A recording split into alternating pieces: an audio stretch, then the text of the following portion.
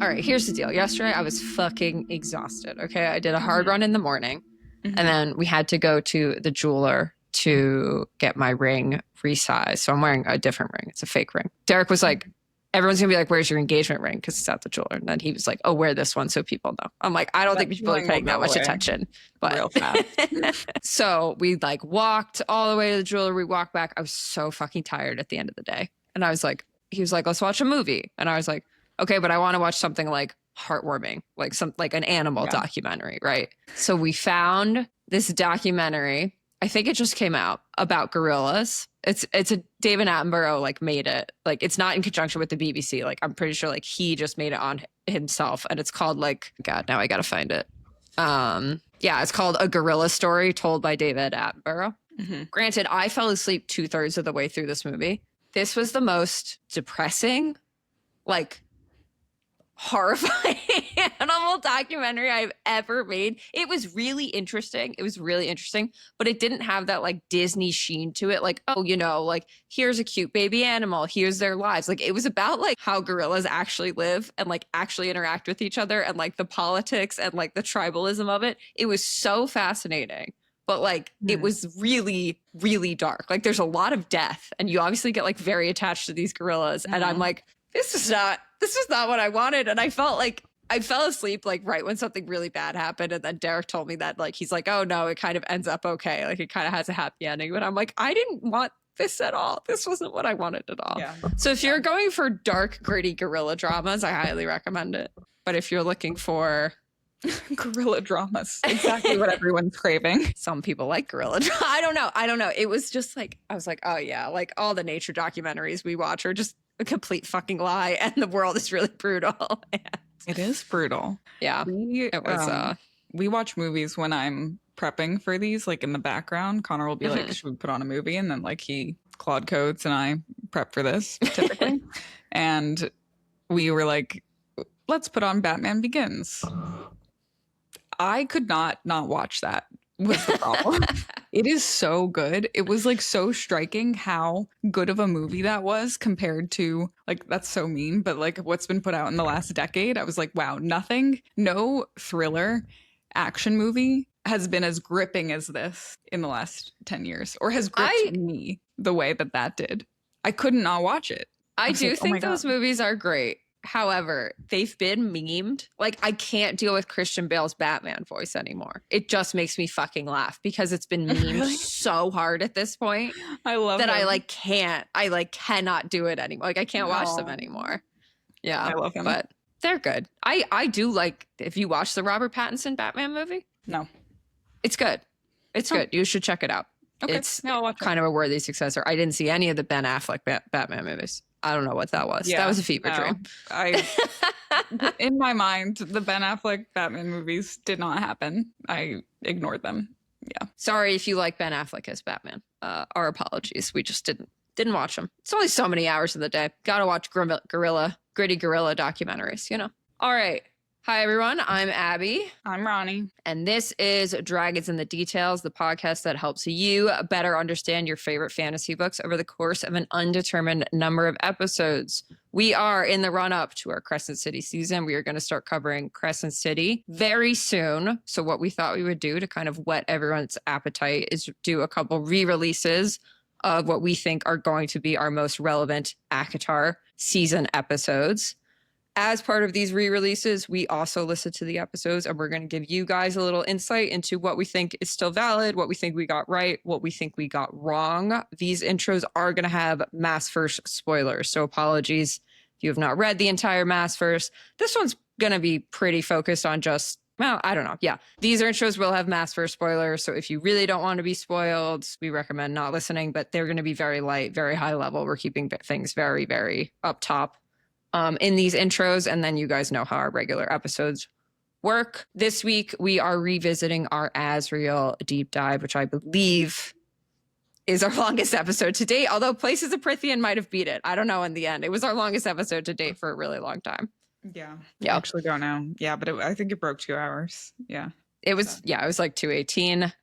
In that episode, we ruminate on why his power can touch the Star Sword, whether he's Starborn, just basically what his whole deal is, where his shadows come from, why he can winnow, what's going on with Azriel. So we had some thoughts with that. Ronnie, what do you think held up? What didn't? Yeah, I mean, I really liked this episode. I loved listening this back episode. to it, I wouldn't change anything that we said. I realized listening back, and I am now through, I know we'll talk about this on our reread episode. I realized I still don't know how Azriel's power necessarily is able to touch the Star Sword, but I feel even better about everything we said about Cormac and Azriel and, you know, the parallels there and the things that we said about potential Starborn lineage. So I actually was kind of struggling to find things that I would say, absolutely, I wish I could take this back. Other than I wish we just didn't talk about the Bryce reel of it all, honestly. I know. I listened back to that too. I was like, we maybe should have just not talked about it at all, but it's fine. It's fine. It was a It's hotly in there. debated topic at the time. Still is. Fascinatingly, still is. But I mean, Bryce and Hunt are very obviously mates, especially upon a reread. So They're so clearly mates. We don't need to get political about it, but I have made notes every time it's like clear they're mates. There's at least 100 at this point where I just write mates in all caps. one thing I do think was maybe a little, like I was a little remiss not to mention, or we were maybe remiss not to mention, is when talking about Azriel's winnowing, which is a thing that we talk about. So you should go listen to all of our theories on it, because I really like, that's one of my favorite sections, is talking about those powers. Again, with Azriel and Cormac parallels, which are my favorite. So you should go listen to them. Cormac does. And Cormac does what? winnow. Oh yeah, he does. Yeah. Right. And so our theories about why Azriel does don't really hold up if you take those parallels to heart, right? Yeah. And we also said that Bryce couldn't winnow until she got the second third of Thea's star, which isn't true. Bryce can winnow as soon as she learns. As soon as she she's can winnow, charged. basically. Yeah. As soon as she's charged up, she can winnow. Yeah. But I still think it was a great episode. I still think it was a great episode. We're not going to get everything right. I would say some things I still think are outstanding. So we talk about Azriel's potential connection to Apollyon. I'm even more on board that train. Yeah. The more I'm reading. I still don't think we've gotten to the bottom of the difference between Rune and Rhys's shadows and Azriel and Cormac's shadows. I have an idea. I have a really fucking crazy idea. I'm obviously not going to say it right now. We'll save that for another episode. Mm-hmm. If that idea is true, it's actually wild, but I don't think we've gotten to the bottom of it now. And we did call this out later, but I think it's important. We called it out in a later episode, but since we're reframing it for this episode, we did forget about two very important shadow singers in this episode, which were Helena and Celine, probably the most important shadow singers in the whole universe. So just keep that in mind. I think we called it out in an omission in like a future. I think we called it out in like the more episode, but they're not going to hear the more episode. Yeah. One thing about winnowing too that I didn't even really think about until I was re-listening to this episode is that Prythian is the only place where people can winnow without being drained, right? Because we see it on Midgard, which might be because of the parasite. That would make sense. But Fenris too, who can winnow, he can only do it like 2 or 3 times without being drained. So Prythian is the only place where people can really do this without being drained. I wouldn't say that Azriel can do it without being drained, though. Yeah, I don't know. Because he specifically let Rhys do it far distances, right? Yeah. Well, I don't even know if what Azriel does counts as winnowing. But yeah, we have a good conversation about that in this episode. Yeah. All the high lords seem to not get drained. It's true. And ladies. Yeah. I have other things in here, but kind of want to save them. This is a long episode. So much, actually. I had so many reactions to this. And now that we've chosen to just, try and make sure that you guys enjoy the episode, I think all I'll say is it's a great one. It's a great one. I'd love to double down on a lot. It's a great one. We will certainly talk about Azriel more this season. Really excited to get into it. And with that, enjoy. Enjoy the episode.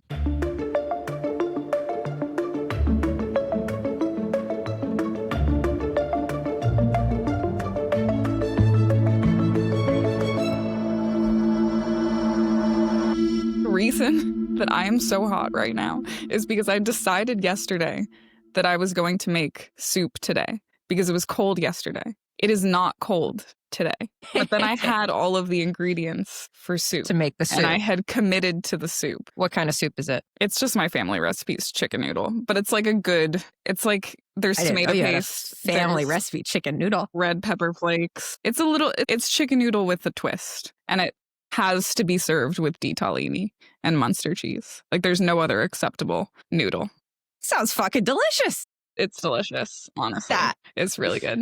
But it Oh takes my like 3 God. hours to make, as does all good soup. Well, I'm sorry. I'm happy that you made your family soup. That sounds lovely. I'm It is sorry lovely. that it's too hot for it today. I know. Yeah. And specifically this room. I think we've discussed this before. This room has this big window that Yeah. lets in such nice light. However, it's therefore an oven as well. Yeah. So Yeah. I'm I just know. excited for winter. I'm back in DC, as everyone can see. So I now also have a huge window right here. And at like Yay. 4 p.m., it just gets like so fucking Yeah, hot. like it's so hot. And it hits like at the end of the first episode that we record on Sundays, Exactly. I feel like. And then we stop recording and we're like, Literally need to do a wardrobe change because I've sweated through my Yeah. first outfit. literally. Yeah. Yeah. But I do, like, I have my routine now. I like reapply deodorant. Oh, yeah. Yeah. We got it down. The We whole can do it thing. in 90 seconds or less. Yeah. Shove food in our mouth, go to the bathroom, apply deodorant. We're good. It's a whole thing. How are you? I'm having what I would call I decided to coin this term this morning. Like, it's kind of like a jello day where I just like feel like wobbly and like soft. I don't really know how to describe it. Like, I went for a run this morning. This happens to me at least like once every couple months, I'd say. And it's like Okay. my legs just don't quite work and I'm like really tired and all I want to do is just like stay in bed and curl up. And I don't know what it is. I don't know if it's part of being a woman. I don't know. You get your ferritin levels checked, perhaps. It goes away. It goes away Okay. after like a day or two. And I have gotten them checked and they're like, you're not anemic. There's nothing wrong with you. Like, get out of here. Real. Yeah. Yeah. So like, I don't know. I'm a little sleepy. I'm a little tired. And I told you we went to the Renaissance Fair yesterday. Which You went to a Renaissance fair. That's very fun. Did. It was weird. It was fucking weird. Yeah. I kind of feel like the number of times you've texted me that you're at some like medieval festival Renaissance Fair event has been more than one in the last 12 months. Why is Has that? it? I feel like it. Maybe it's someone I worked with that was telling me they were going to go to medieval times. Okay, well, this is the thing. I am now itching to go to medieval times because I think medieval times is a much better experience. Personally. Medieval times, specifically the dining experience, call me crazy. I actually really enjoy. Good. It's so good. I really it's so enjoy good. it. I think dinner and a show, especially a horse-based indoor show, lost Yeah. art. Lost art. We should be doing it more. Restaurants, take note. Get horses in the kitchen. Well, not to the point of a health code violation, please. Actually, this is a great Have them point. I around. don't know how medieval times gets around that because you definitely, I'm sure it's fine. Maybe arena-based events are different. Well, I think also perhaps you're eating very far from where the kitchen Very is. far. Very far from So- the kitchen. Yeah. The kitchen, like the preparation of the food, perhaps is not as much in question as the Yeah. dining facility. Or itself. maybe they prepare it offsite and bring it in. I don't know. If you are a logistics manager of a medieval times, let us know. Chime in. Chime I in. feel like so much has happened actually since we last recorded. Like an entire Taylor Swift album was released since we last recorded. I can't. Was it 2 or 3 weeks ago that we last recorded? I think it was was only 3. 2. It was 3? It was 2 weekends off. We took 2 weekends off, right? That's Yeah. right, because we had weddings and stuff. Yeah. And the album came out the 3rd, and we haven't recorded since that album. Yeah. So, Yeah. wild. The Life of a Showgirl came The out. Life of a Showgirl came out. We're not here to comment on that album, but I do think I could easily map every single song in that album to characters in the Maasverse. I'm going to put that on record, and I'm willing to do it, to be And clear. if you would like Ronnie to do that on TikTok, let us know. Let us know. I think a lot of people have already done it on TikTok, to be clear. Independent of those, I listened to the album, was like, is she reading Sarah J. Maas? Is she reading the books I'm reading? Are Yeah. we consuming the I same mean, content?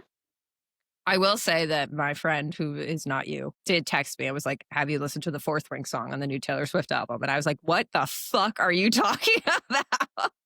Your friend who's not me. There Yeah, are well, several. it sounds like a text that you would send me. So True, I just felt yeah. the need to clarify it. wasn't from you because you know that I'm not a huge Swiftie. Yeah. And then I listened to it and I was like, yeah, I mean, this is pretty clearly a Fourth Wing song. Yeah. Hard to argue. She's up to something. She's up to something, aren't they all? I was going to tell you. So Derek and I drove back from New England. We're back in DC, obviously. So it was like a long car ride. And by the end of the car ride, we were going like pretty gloopy. And he was like, I know. Why don't we listen to both T-Pain and Akon, their top 5 songs each, and compare and see which artist we still like better to this day? Which one do you think won? Akon. Oh my God, it was T-Pain by a mile. Really? For both of us. Oh my God. Bartender is such a good song. And it has been stuck in my head for like 3 days. Yeah. They're bangers. Yeah. They're bangers. But T-Pain just, I mean, Akon is like smack that. I'm like, this song kind of sucks. I know. I feel like Akon was more like vibey club music. And outside of that setting, it doesn't really make any sense. But I feel like you, or maybe one of our other friends, was like a diehard Akon fan. Maybe I misremembered. You're thinking of a man in particular who was not me. Yeah. Yeah. We can make some good jokes about that one. But we won't. All right. Hi, everyone. All right. I'm Ronnie. I'm Abby. And this is Dragons in the Details, where we pick apart your favorite fantasy series over the course of an undetermined number of episodes. We are focused on A Court of Thorns and Roses, the series, also known as ACOTAR, by Sarah J. Maas. Disclaimer, you will be spoiled for the entire ACOTAR series if you continue listening to this. Not just the first book. We cover all of them, all 5 published books so far in that series. We will announce any other Maasverse spoilers ahead of time, and we keep them to the end. So for the first, usually half of this podcast episode, we'll be focused on A Court of Thorns and Roses, the series only, and then we'll expand into the broader Maasverse, which includes Crescent City and Throne of Glass in the second half. Another disclaimer. This podcast is rated R. Don't listen to it with your children. I would not suggest allowing them to listen to this podcast. We curse and talk about other things that are not appropriate for children. Each week, we dive into a specific topic in depth, and this week, we're digging into our lovesick shadowsinger, Azriel. I'm excited for this one, but I'm not going to lie, my prep for this one, I still haven't narrowed down on a place, to be honest with you. I agree with you. I think this is going to be a fucking bear of an episode. So strap in, guys, because the notes are long. Is it going to be a bear or is it going to be I just listened to this and still don't know what to think, because that's how I came out of my prep. But we'll see. At least we'll have thought-provoking content. We will certainly have thought-provoking content. I have, what was that quote? Like, I have an idea of a plan. Like, I have an idea of a theory. Concepts of a plan. I too have concepts of a plan. Yeah. Yeah. And it really comes through, I mean, spoiler, it's not really a spoiler, but like, you would never find this out anywhere other than here. Our next episode will be on more. And for me, the two of them together are interesting. We'll see. Fascinating. We shall see. We come with receipts. We have quotes to back up any theories so that you can follow along if you are skeptical. But you also don't have to. You can just totally just be here for vibes. All right, Abby, do we have any announcements? Deep Dive music, as always, brought to you by Schwoodley. That is SCHWOODLEY. So if you like our Deep Dive music, check them out on Spotify. Check them out. We have a website that is dragonsinthedetails.com. So I know we encourage you to email us. We still encourage you to email us, but there's also a message form on that website. So if you want to email us through the website, that is also now an avenue that is available to you. We get those emails as well. Other than that, we say this at the end of every episode, but we're trying to bring it up to the front of the episodes. You know, if you like us, rate, subscribe, comment, review, send us to your friends. We're a small podcast, but we are trying to grow. And I think that is it. I think that's it too. Cool. All right. First up, we always do corrections, omissions, social media shout outs. Abby, do you have any to share with the class? I do not for this section. Okay. I have an omission just because I do think I should have included it in our Elain episode, and then just a fun social media shout out. So we talked in our Elain episode about Elain being potentially dissatisfied as Fae and potentially drawn to the concept of being made back into a human. And folks rightfully called out, like, Elain is definitely making herself at home in the Night Court. She totally is. She's got BFFs, Nuala and Saradwin. They're making bread. They're living their lives. Elain is very much known to kind of chameleon into whatever environment she needs to. Like, she even found happiness in their like hovel of a In cottage. their hovel, yeah. And I had mentioned a specific reference to her pretty late in the series, still kind of lusting after being a human, and I didn't bring the receipt for it, and so I'm bringing the receipt.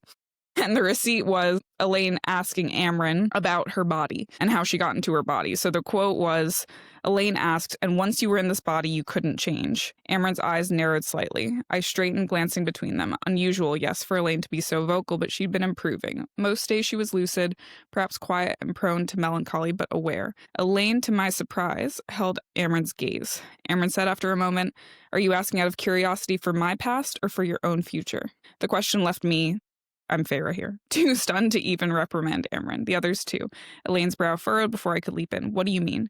There's no going back to being human, girl, Amren said, perhaps a tad gently. Amren, I warned. And Elain's face reddened further, her back straightening, but she didn't bolt. So this is in A Court of Frost and Starlight. It's not, it's not A Court of Silver Flames, which is our most recent book, but it's late enough that Elain has it's pretty clear Elain has started to make herself at home. She's starting to make eyes at Azriel. Like, she's pretty comfy, but she still has this, thought in the back of her mind. She totally could have written it off by the end of Silver Flames. I definitely acknowledge that, but I wanted to come with the receipt because I brought it up and I didn't have it. So that's one. That's the omission. The social media shout out was on a quote about Elain having seen Lucien's death. And I wanted to bring it up. It's from our friend Caro Guiza, to be clear. Caro Guiza. You're not our in real life friend, but you've commented on a few of these so far. So we're calling you our friend. This is not, for listeners, an actual friend of ours in the real world.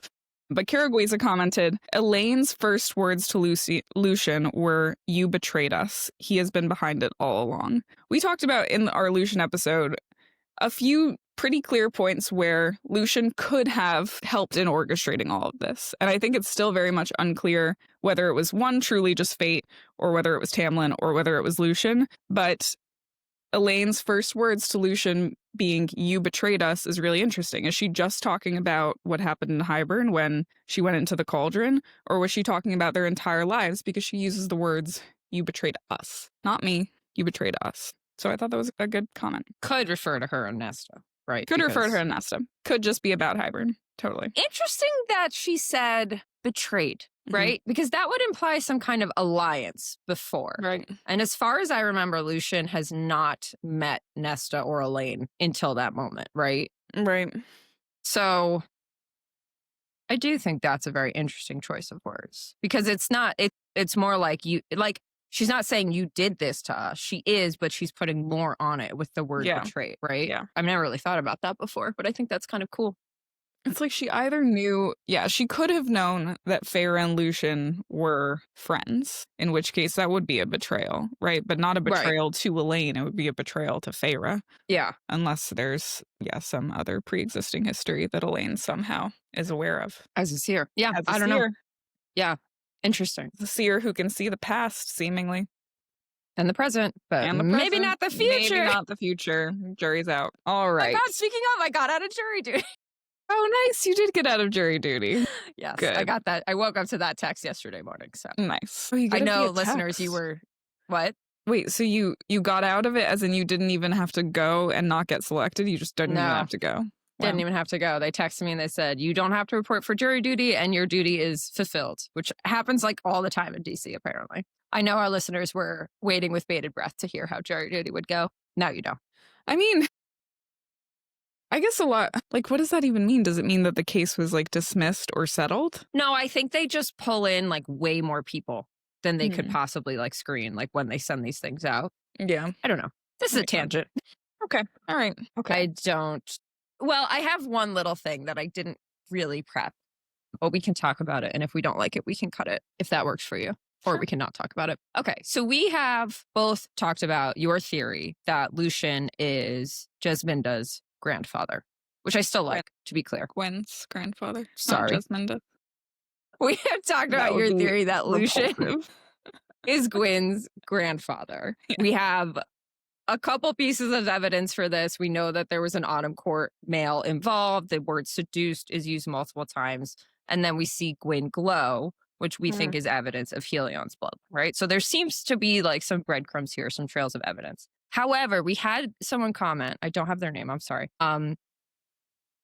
about the grandfather aspect of it because when she was describing her grandmother, said she was unwanted by both spring and autumn, right? Because she was a river nymph in spring, but she had seduced a high female from autumn. But we know that Jesminda was like a farmer in autumn. Yeah. So I don't know that it works for the grandfather, but I really think it does work for the father. And I know other people have put that out there too. Because her father was just an autumn court high female, if I'm remembering correctly. Who participated in the Great Rite. Participated in the Great Rite. Yeah. At Sangrava, which you pointed out, he's definitely been to Sangrava, right? Yeah. Because he knows the carpets from Sangrava. So I think this theory still like 95% works. I just think the father theory is more likely than the grandfather at this point. Yeah, I agree. That would make sense. Okay. All right. We have a fun question to start off our episode. Abby, what do you think Azriel would suggest as a first date? I have 2 answers. Okay. I'm probably going to say one, I think, though.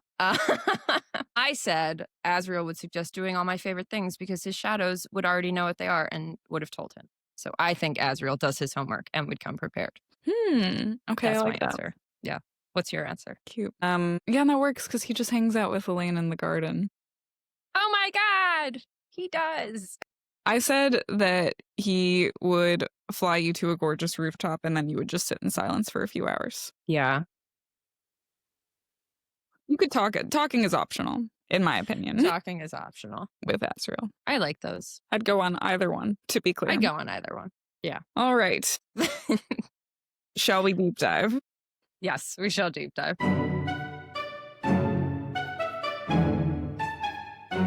That wasn't a very giggling one this week, but that's okay. No. All right. Abby, what is a shadowsinger? All right, I got to get my head in the game here. I'm so tired. All right. So, my lovely people, we have a couple of quotes about what shadowsinging is, but not really concrete answers. It seems like even the Fae don't really know what shadowsinging is in this world. So, we know they're rare. The quote we have for that is, like the Daimati re-said to me, shadowsingers are rare, coveted by courts and territories across the world for their stealth and predisposition to hear and feel things others can't. So there are other shadowsingers in this world. We haven't met them, but it seems like Az is not the only shadowsinger, right? It's kind of unclear if he was born with these shadows or if they kind of came to him at some point in his life. Oh, I thought you were raising your hand for a second. I was like, yes, do we have a question already? No. All right. So the quote for that is, in the centuries I'd known him, he'd said little about his life, those years in his father's keep, locked in darkness. Perhaps the shadowsinger gift had come to him then. Perhaps he taught himself the language of shadow and wind and stone. So I think that's really interesting, that part. And we'll talk about this more later. But the language of shadow and wind and stone. Keep in mind that there's a lot of other things that we hear about talking to wind and stone as well. So that's just kind of an aside for now. His half-brothers hadn't been forthcoming either. I knew because I'd met them, asked them, and had shattered their legs when they'd spat on Azriel instead. So that's Mist and Fury, chapter 28. Even Rhys does not seem to know where this power came from. So the quote for that is, though the cobalt siphons were proof that his Illyrian heritage ran true, even the rich lore of that warrior people, my warrior people, did not have an explanation for where the Shadowsinger's gift came from. So Rhys doesn't know. The Illyrians don't know. It's just kind of like a mystery. But what we do know is that his shadows are different than Rhys's shadow. So I remember you and I have talked about this previously because I, for one, find it very confusing. Like, she uses the word shadows a lot. A lot of people seem to be able to talk to shadows, but for whatever reason, like Azriel is a shadow singer. But we do have this quote here. A corner of Azriel's mouth curled up, the shadows about him sliding over his neck like living tattoos, twins to the Illyrian ones marked beneath his leathers. Shadows different from anything my power summoned spoke to, born in a lightness airless prison meant to break him. Instead, he learned its language. So that's Frost and Starlight, chapter 7. So both of those last quotes are from Rhys's point of view. So that, to me, kind of implies that at least Rhys thinks this power came to him. He wasn't necessarily born with it. But again, I would still say it's probably up in the air. We don't really know. So that's like background. And then what his shadows can actually do, what this power actually seems to be. So they kind of seem to be like extensions of him, right? They're tethered to him. So the quote we have for that, we have a couple. Azriel's brows flicked up with the approval as the shadows seemed to wrap tighter around him, as if he were the dark hive from which they flew and returned. So like they're like little like bees basically flying out and coming back. And then interestingly, I'll read this quote. Sometimes it seems like he can leave them behind. So sometimes he has them, but Feyre literally says he leaves them behind. So when they go to the human lands, Feyre remarks, no shadows trailed us, as if he'd left them in Valaris. So it's like Seems like sometimes he can just say, hey guys, like leave me alone for a little while, come back later. Yeah. Did you have something? I also Okay. had that, is all I was saying. Yes, Yeah. he left his shadows in Valaris. Whether that's Yes. unique to Valaris or not. Interesting. Don't know. Yeah. Interesting. All right. So now what the shadows actually can do. So they absolutely 100% give him information about the world, right? And Yep. kind of maybe even like actually talk to him. So the first time that Feyre meets Azriel, we have the quote, a wisp of shadow curled around Azriel's ear and his eyes snapped to mine. I schooled my face into bland innocence. So that shadow is like going out and talking. Basically the shadow, it's implied that the shadow is saying something about Feyre, right? Because it curled into Azriel's ear and his eyes snapped to mine, right? So it's like whispering sweet nothings or something like into his ear. Yeah. And he looks at Feyre. In the bonus chapters, we have a couple of instances to this. So Azriel winnowed into shadows before she could say anything, appearing at the doors to Rhys's study a heartbeat later. His shadows whispered in his ear that Elain had gone upstairs, right? So they're spying for him, basically, right? Like he didn't see Elain go upstairs, but his shadow saw Elain go upstairs, and they whispered that to him. And then I know there's a lot of conversation about this online, but sometimes they don't tell him things, right? So he aimed for the training pit, giving in to the need to work off the temptation, the rage and frustration and writhing need. He found it already occupied. His shadows had not warned him. That's when he's flying up to the House of Wind and he finds Gwyn in the training pit. But it's interesting because he like expected his shadows to tell him something, right? So he expected them to kind of go out and scout for him, but they didn't. Yep. Other things they can do, they can cloak him and others entirely in shadow, at least at night, right? So obviously the most prominent example we see of this is when they're going to rescue Elain in the King of Hybern's war camp. So the quotes we have for that, Azriel faded into blackness until he was my own shadow and nothing more, right? He's like literally disappearing. Like she does not see him anymore. I couldn't see Azriel, but I could feel him as if the siphon parading itself as Eon's jewel was a tether. He dwelled in every pocket of shadow, darting ahead and behind. So he's like, I don't really know what he's doing. I don't know if he's running really fast. I don't know if he's like turning into shadow. Like, I don't really know the physics of how this works, but he is invisible to the naked eye at this point. And again, it's night. I'm sure it only works at night. It only works when there's shadows. Yeah. But yeah, it seems like he's invisible. Even calls him invisible. She said his rage rippled off his invisible form. Same chapter, right? So like he's invisible, but she can feel his rage rippling off of him. Yeah.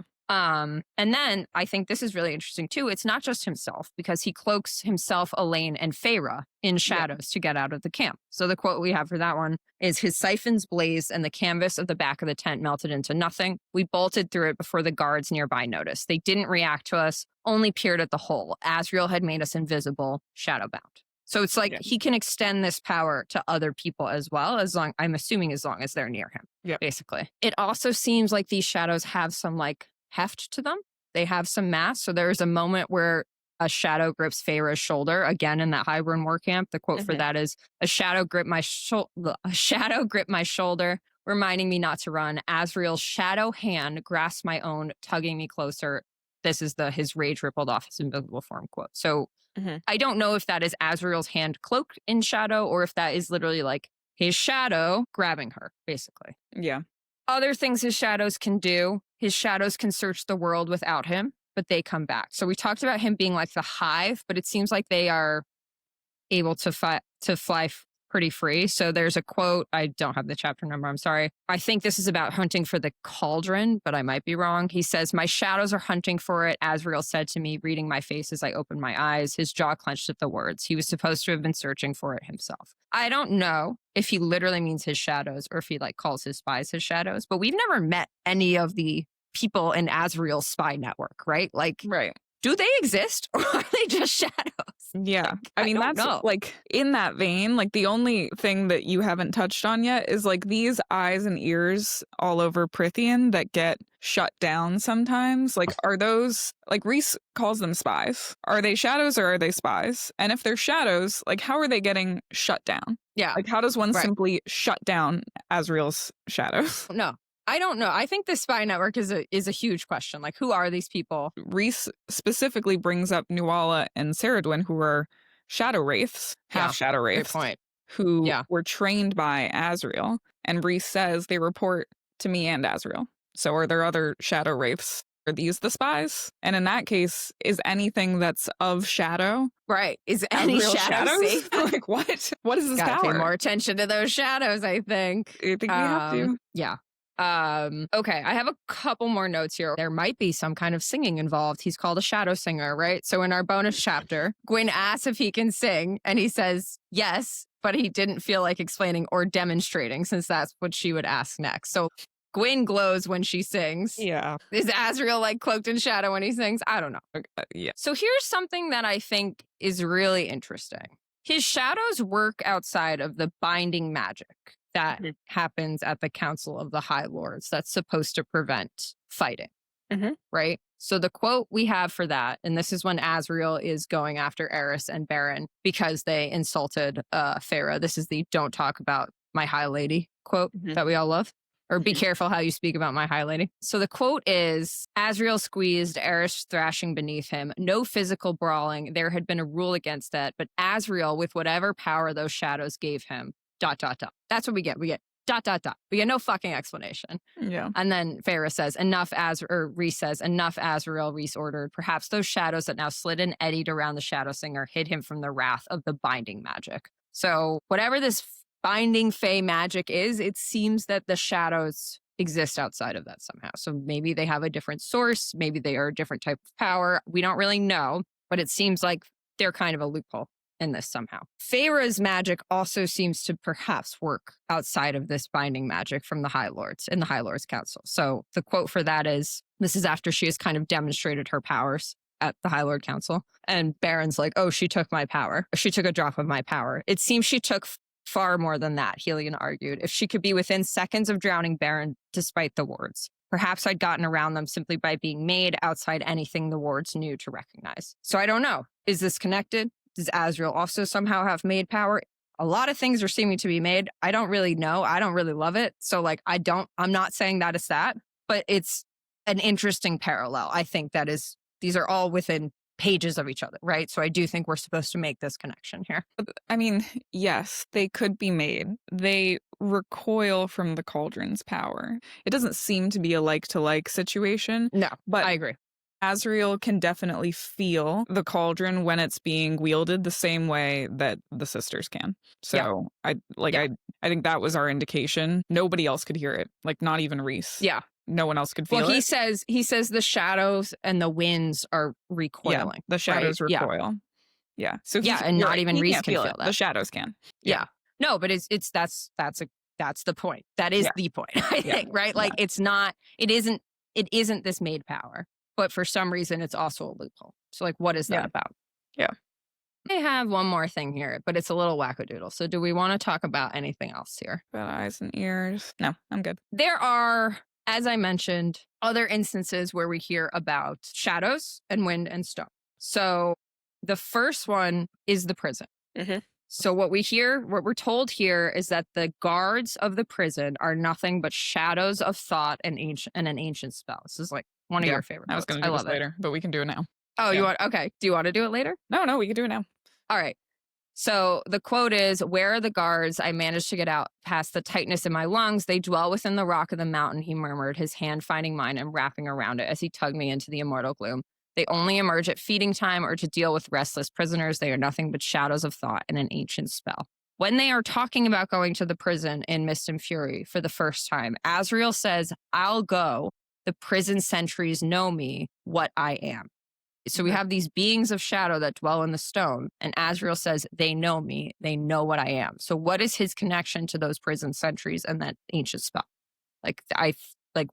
What is happening here? I also mentioned before that Rhys described Azriel's shadow singing as the language of shadow and wind and ancient stone. We have a couple different times where Azriel is also talking to the wind and stone. So this is from Mist and Fury, chapter 42. We searched, but the mist arrows had been snatched up by our attackers, and even the shadows and wind told Azriel nothing, as if our enemy had been hidden from them as well. And then this is the quote we just talked about the cauldron. So he says, the shadows and the wind recoil. He says, no, but the shadows, the wind, they recoil when asked if he could feel the cauldron. He said, no, but the shadows and the wind feel it, right?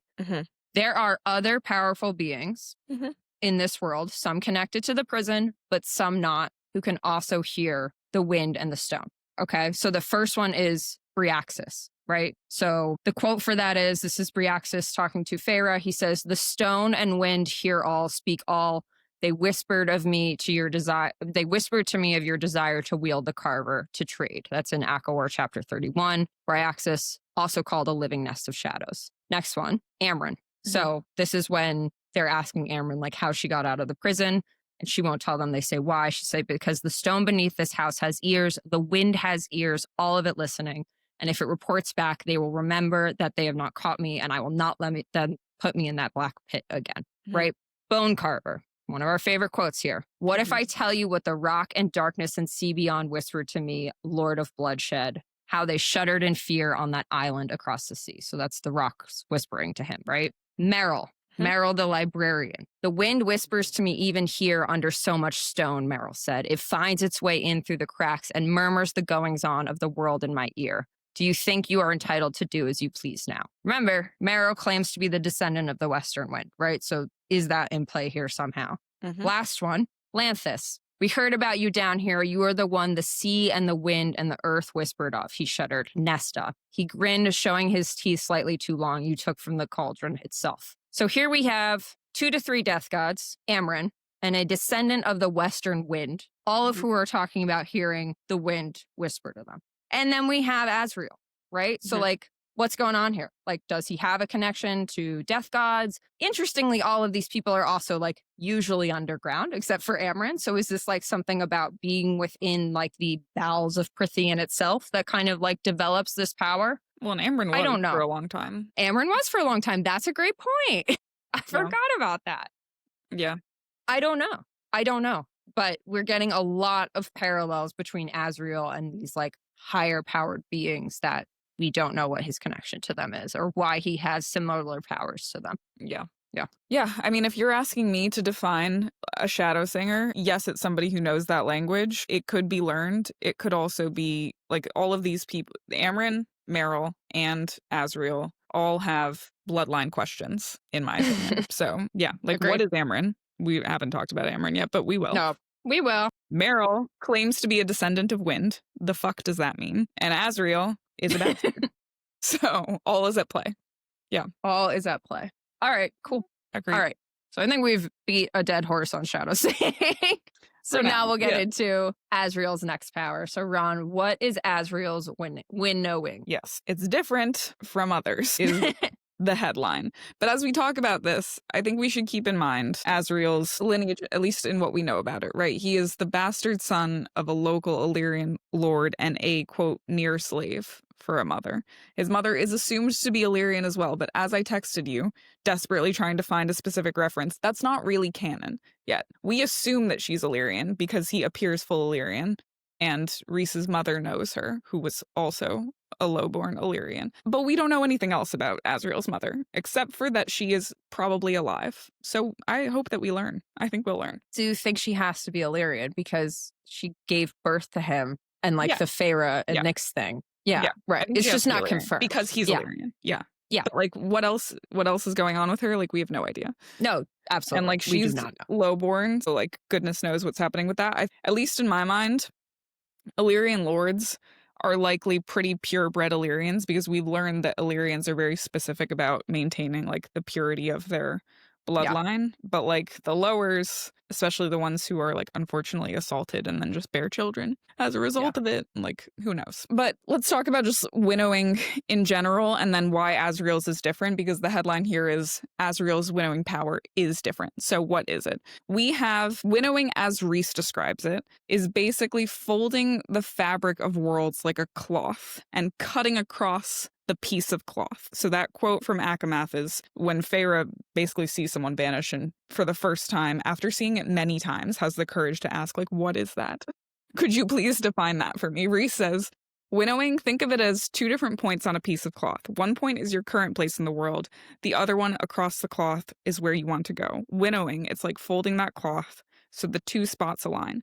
The magic does the folding, and all we do is take a step to get from one place to the other. Sometimes it's a long step, and you can feel the dark fabric of the world as you pass through it. A shorter step, let's say from one end of the room to the other, would barely register. It's a rare gift and a helpful one, though only the stronger Fae can do it. The more powerful you are, the farther you can jump between places in one go. That sensation is typically described, as Feyre experiences it secondhand and then eventually firsthand, as vanishing into a dark wind, moving through stars and blackness, at least when Rhys winnows, right? She describes it as feeling her own lightness, folding her very self into wind and shadow and dust. She also says when she's winnowing that she feels time slow and curl. Azriel typically lets Rhys winnow them far distances, so Feyre kind of assumes that he just lets Rhys do that because Rhys is way more powerful and it doesn't drain him as much, but he can also winnow, as we learn, right? And his winnowing is described by Cassian as not winnowing, objectively not winnowing. So it's not a question like, oh, is Azriel's winnowing power different because Feyre describes it as feeling different? Like, no. Cassian in chapter 3 of A Court of Frost and Starlight says the strange way that Az could move through the world without technically winnowing. He'd never asked, and Azriel had never explained. So when Azriel winnows, it's described as colder, sharper, and different. So while Rhys's power is described as folding the fabric of this world, Azriel's is described as, quote, cutting right through it, like a blade, spearing us towards, wherever they were going. So Azriel's winnowing is definitely different. It could just be his gifts, his shadow-wielding gifts that grant him the ability to slice through the world like that. You brought up the quote where he's kind of moving with shadows. It's unclear whether he's wielding them, becoming them. And if he's becoming shadow, then I can completely understand how he would be able to vanish and appear in one place versus another. I have two kind of off-kilter ideas here. One, could it be related to the fact that he wields Truth Teller? It is described as cutting through the world like a blade, and he carries Truth Teller. There's only one moment in this series where he's not carrying Truth Teller, and it's when he's injured during the battle at Hybern. Truth Teller, just quick reminder, is a very unique runed obsidian dagger that he literally never lets go of, and Rhys says he's never let anybody use it, ever. Again, kind of crazy side note, but Elain just appears behind Elain Hybern. Just appears. I have that in my notes. She just fucking appears. So we know that runes in fantasy in general typically grant certain powers, so maybe he has something different about him with this dagger that allows him to wield this power and move through the world because he carries Truth Teller. I think that could be really interesting, especially because we're given the cuts like a blade reference, and he carries this blade. Anything to add to that? Oh, that's what I literally have in my notes. Elain just fucking appears. She appears behind Hybern. I actually was like, can I plot out where Elain was at every moment in this episode or in this battle? So for refresher, Ronnie just mentioned it, but we are talking about the last battle in ACOTAR where they are facing off the King of Hybern, and Elain appears and kills the King of Hybern. So when we last, first of all, Elain, the quote is, Elain stepped out of a shadow behind him, right? Shadow. Stepped out of a shadow behind him and rammed Truth Teller to the hilt through the back of the king's neck. Rhys has moved Elain at this point in time to the farthest reaches of their camp.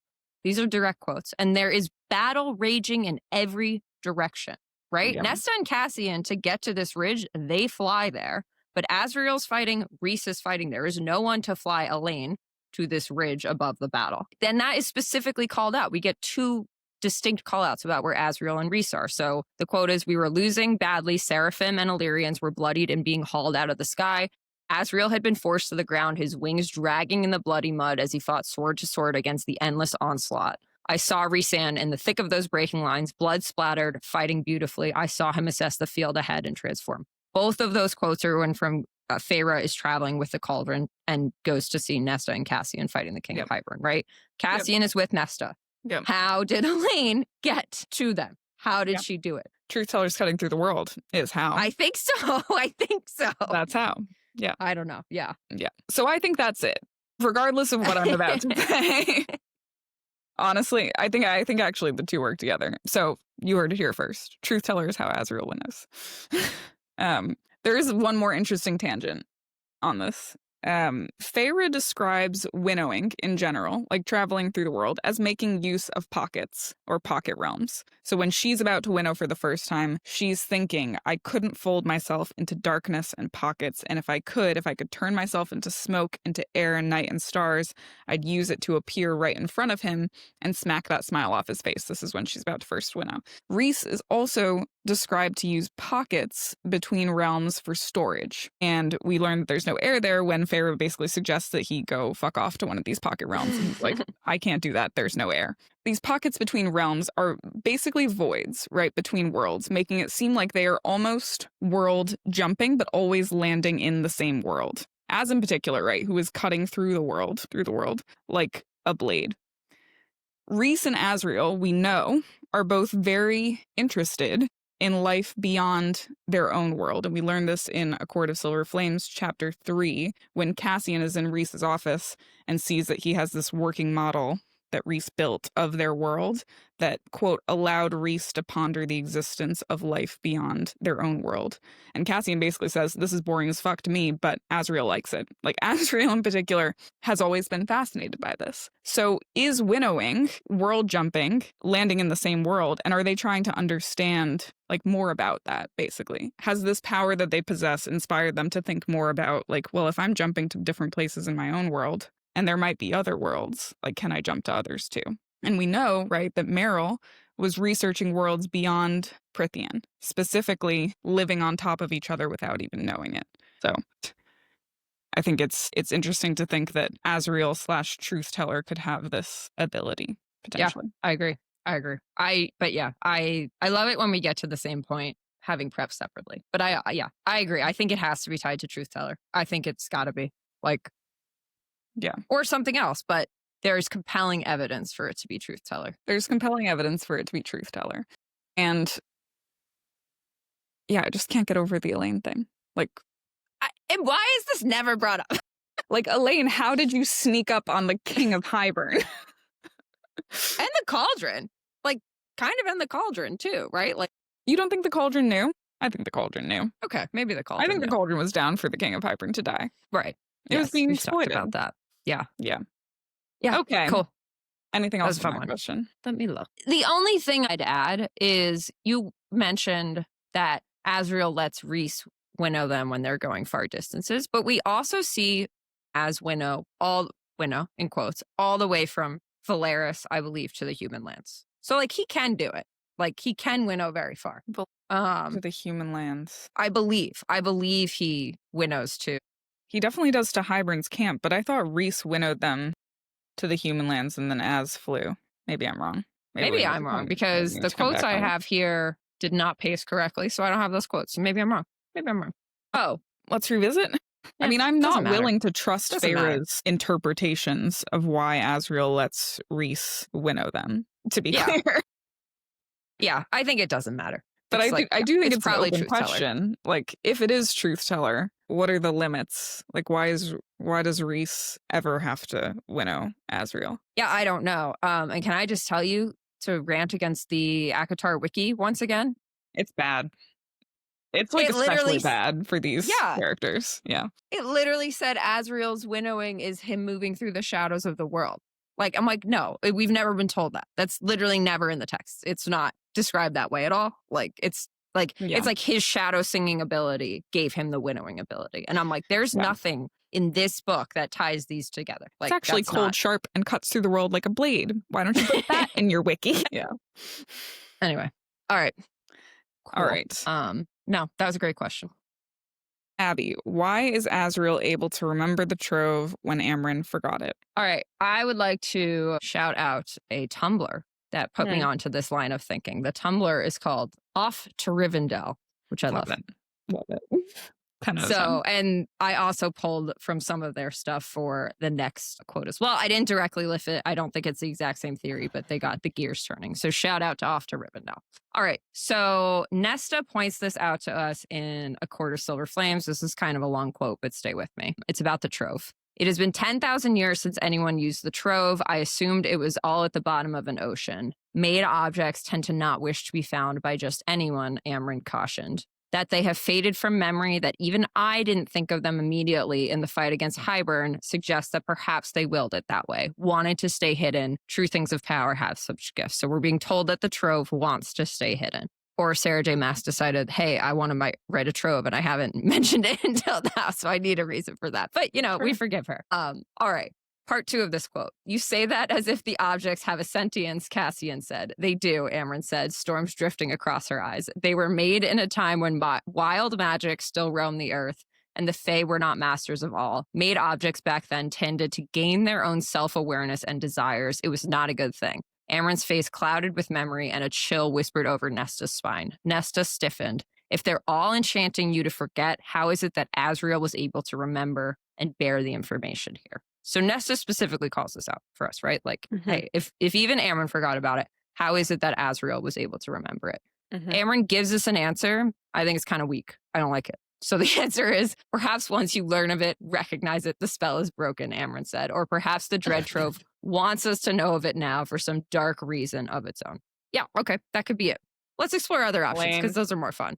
Lame. All right, Azriel, there's also a quote. I don't have the page number, I'm sorry, but there is a quote in Silver Flames where Azriel seems to know more about the Dread Trove than other people. So the quote is, Azriel stiffened. This is when they're suggesting that they use Elain to scry for the trove. Azriel stiffened, an outright sign of temper, as outright a sign of temper for him, as he said quietly, there is an innate darkness to the Dread Trove that Elain should not be exposed to. Right. So that implies to me some like insider knowledge here, right? There is an innate darkness to the Dread Trove. Maybe it's not. Maybe everyone knows, but he's like pointing it out like, hey, we don't want Elain anywhere near this thing, right? I want to talk about the similarities between Azriel and Koschei, our big baddie boy, Koschei. So first thing we talked about in the shadow singing that Azriel can like talk to the wind, right? Koschei can also talk to the wind. We have a couple quotes there. So what Vassa suspected is true. The Death Lord Koschei has been whispering in Brialen's ear. He remains trapped at his lake, but his words carry on the wind to her. He is ancient, his depth of knowledge fathomless. He pointed Brialen towards the Dread Trove, not for her sake, for his own ends. It's our first quote. The second quote, the story is too long to tell, she hedged, but we know that Brialen and the others sold me to him not through their devices, but his, by words he planted in their courts, whispered on the winds. We know that the wind whispers to Azriel, right? He says it a bunch of times. He talks about the wind whispering to him. Seems like Koschei can talk to the wind. Is Azriel hearing Koschei through the wind? I don't know. Just throwing that option out there. There are times, we've talked about this earlier in this episode, where Azriel is described only as shadow. So one of the quotes for that is when they are flying to Highburn. No sign or glimmer of Rhys's presence near or behind us. A few yards ahead, Azriel was a swift shadow over the black water towards the landmass we were now approaching. We talked about when they're in the Hyburn's war camp. We've talked about other times where Azriel is just shadow. Koschei appears as only shadows. So the quote for that is, 30 feet from the shore, standing atop the surface, floated a shadow. It shifted and warped, its edges fluttering, but it had the vague shape of a tall male. Who are you? Azriel demanded, but Cassian knew. Koschei, he whispered. The being that stood atop the lake was a shadow. It must be a reflection, Cassian thought, smoke and mirrors. So shadows galore over here, right? We got Koschei as shadows. We got Azriel as shadows. We got Koschei talking to the wind. We got Azriel hearing the wind. They are also both called death. So when Feyre sees Azriel hand Elain Truth Teller in ACOTAR, the quote is, Elain looked up at Azriel, their eyes meeting, his hand still lingering on the hilt of the blade. I saw the painting in my mind, the lovely fawn, blooming spring vibrant behind her, standing before death, shadows and terror lurking over his shoulder, light and dark, the space between their bodies, a blend of the two, the only bridge of connection, that knife. She literally calls Azriel death, which I think is kind of crazy, because obviously we usually get that imagery with Rhys, and I actually want to talk about this before we go to Maasverse and Nesta, but like, I just think this is kind of a crazy quote.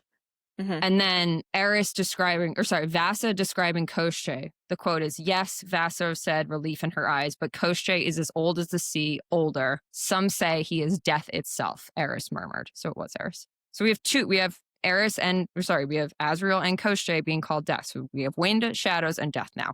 Yep. So here's my thoughts on this. Now that we've pointed out the parallels. Is Koschei either, one, manipulating Az to trick him and the inner circle to get the trove, right? He wants the trove back in play. He knows the inner circle can get it. The inner circle does get it, right? So is he manipulating Azriel somehow through this shadow, wind, death connection that they have? Or does Azriel have a connection to Koschei, maybe genetic? You mentioned before, we don't really know that much about Azriel's backstory, right? So is he somewhere in Azriel's like family history? And remember, Lanthus sent Nesta the image of her pregnant. So we know that death gods can have children. We don't know exactly how it works, but like it is in play that death gods can have offspring. Is that why Azriel is able to remember the trove? Because whatever magic, whatever spell this is, doesn't work on him because he is tied to this death god. I don't know. Those are my thoughts. What are your thoughts? I also went the Koschei route. Yes, like this fucking great episode. I mean, who's looking for the trove in this series? It's Koschei. It's Koschei. I don't feel like I have anything else to add. Yeah. It's Koschei. It's Koschei. It's Koschei. It's Truth Teller. It's Koschei. Yeah. Okay, cool. I don't think so. Okay, well, we talked about in our Elain episode the potential for the Cauldron to be able to manipulate Elain. I think manipulation is at play here. Yeah, across I agree. all characters, arguably. I agree. Except for maybe Rhys and maybe more. And I think these two things that I have put here can both be true. I think he can both be a Koschei relative and Koschei is manipulating him. Totally. I think both of those things work. Yeah. Honestly, the first time I read the Koschei chapter when Koschei shows up, I thought he was saying, I don't have the exact quote, but he's like, oh, you're leaving so soon. I've been preparing for you for so many months. It seems like he's saying it to Azriel, but then because of the following events, we think he's saying it to Cassian. But I think it's a little up in the air. Obviously, he lets Azriel go, right? And he lets Eris go. He like lets Azriel fly away and he keeps Cassian. But I do think there's a little bit of like perhaps trickery there with Sarah. Cool. All right. Great. Cool. We are great episode. In All sync. Right. In sync this episode. Ronnie, why is Az so unlucky in love and so blind about more when he is a spy? Yeah. Poor Az. Az has been dealt a tough hand. I know. It is heavily alluded to that Azriel is obsessed with Mor through the first 2, maybe 3 books, and directly mentioned by Rhys that he has been pining after her for the last 500 years. Azriel, as heavily elaborated on in the prior questions in this episode, is also a very skilled shadowsinger and spy. So how could he not possibly have gathered at this point that that is never going to happen? Either by just knowing that Mor will never feel that way for him, or 2, by knowing where Mor is. I actually didn't prep anything related to this, but what you said in the beginning when you were talking about shadow singing and how the shadows choose not to tell him certain things, like Gwen being in the ring, are the shadows choosing not to tell him about Mor for some reason? I prepped nothing related to this. I have a whole answer, to be clear. Okay. I prepped almost exclusively about this. So you do your answer and then we'll talk about it. Fine. All right. So how could he possibly not know that Mor is not into him and into primarily women, at least emotionally? His bad luck seems to continue when he is pretty recklessly attracted to Elain, kind of mate style, who already has another male that is suggested to be her mate. As an aside, I've really come to hate this entire plot line, and I just think it massively objectifies Elain. Like, I'm kind of over like this entire what's going on with Azriel and Elain, but I will continue to talk about it. But I just hate talking about it. I hate it. All right, so we've got a few questions to answer here. 1, why did Az bother to continue pursuing Mor? Is he genuinely just completely blind, or is he aware and is just so lovesick that he cannot stop?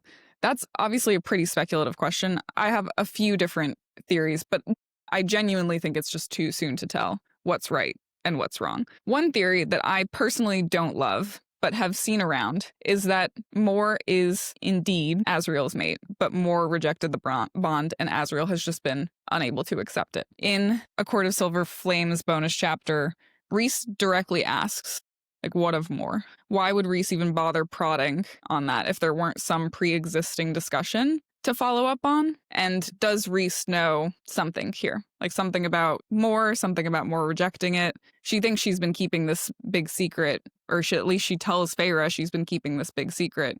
But like, why would Rhys even ask? There's also all sorts of little Easter eggs across the series, right? Where only Mor is able to convince Azriel of something, or Mor stares at it like a spot on the ground, like long after Azriel is gone, or Azriel's about to go to Hybern's camp and Mor is like literally beside herself with worry. And like, why would she withhold information for so long from him, if not like genuine love and care for him? Like, could they have been mates, but she's just not sexually that way? and that was it. I don't love it, but I acknowledge that enough is there. Another theory, similar to what we've discussed previously, is that Azriel is being continuously distracted by women to keep him from wherever he's supposed to be. And maybe Elain is where he's supposed to be, because that very much is currently presented as the incorrect path. And I think it would probably make sense now to acknowledge a very popular theory that we keep getting asked to talk about, which we will discuss more in our Rhys episode, that Rhys is actually manipulating everyone around him. I will say that if we agree that this series in its entirety could feasibly just be flipped entirely on its head, and that this was all Sarah J. Maas setting us up to sympathize with the big bad villain, it would be the craziest thing she's ever done. It would be the craziest thing she's ever done. Like, it just would be. Like, even in other series she's written where there's been plot twists, it has not been of this magnitude. But I just want to acknowledge the theory itself and the reasons that it could work. He made, if this is true, right? If this is true and Rhys has this ability, then he made Nesta mates with Cassian, which is getting her immense power on his side and ensuring that she is allied with the Night Court and the Illyrians in particular. He also would have made then Lucien, Elain's mate, and to your point, ensuring that Feyre would always be protected in the Spring Court and just ensuring that there's like good political ties in general, potential allyship with two courts, Autumn and Day. He could also be trying to ensure Azriel's loyalty by making him fall madly in love with his cousin. Mm-hmm. That's also an option, ensuring that Azriel does not attempt to overthrow him in any way. And when he meets Elain, that all starts to kind of fall apart. And maybe she's meant to be his true mate. Magic-wise and mate-wise, I think this could work. I personally believe that it is unlikely because, character-wise, it just doesn't. Yeah. I don't think it makes any sense. I think it can make sense if someone else is doing it. I totally think it can make sense if someone else is doing it. We have so much of Rhys's POV. We get a lot of goodwill point of view from Rhys specifically. And I know that there's a lot of listeners, or really just like fans of the series in general out there, who think that we aren't reading this series with an open mind if we don't consider the possibility of Rhys being kind of a villain in this story or manipulating others around them. And I am looking at it with an open mind. Like, there is great reasons that he could do this, but what are the reasons that were given his point of view? There is certainly much more compelling evidence that Rhys is good rather than that Rhys is bad. But if you are that type of listener, and if you think that we are not doing a good job, I encourage you to read the Maasverse and then listen to our Rhys's Family Deep Dive. And that's all I'm going to say about that. Yeah. Like, we have thoughts. We don't think he's perfect. There's only so much you could talk about within ACOTAR, though, unfortunately. So I just don't really see it happening, but I acknowledge the literary legitimacy of it. I like better the possibility that someone else is doing it, not Rhys. We've got so much at play. We've got a Cauldron, we've got a dread trove that can control people. We've got a lot of stuff here that could be messing with Azriel and mating bonds and all that stuff. My last kind of fun theory here, and one that makes me very sad, is that Azriel's mate is dead. And the reason that I think that might be true is in A Court of Silver Flames, when Nesta is stuck in the blood rite, Azriel tells Cassian that he would know if Nesta were dead. Why would Azriel know that you would know if your mate was dead? Could Azriel know that because he himself had experienced a mate death once? Could it have been Rhys's sister? Maybe. I don't know. Yeah, I mean, I think, just to beat this dead horse, even though we think that even though that I think that the Lucien and Elain mating bond is sketchy and maybe isn't what we believe it to be, that does not necessarily mean I think that Elain and Azriel are mates, right? Mm-hmm. Like, they're just clearly into each other, right? They're clearly into each other. Right. And no one has been this into somebody else when they have a mate right in front of them. Right. On Elaine's side, that is. Right. So I think you're right. Elain and Azriel, not necessarily mates. That doesn't mean I don't think they might not end up together just because they're not mates, right? Like, yeah. Cool.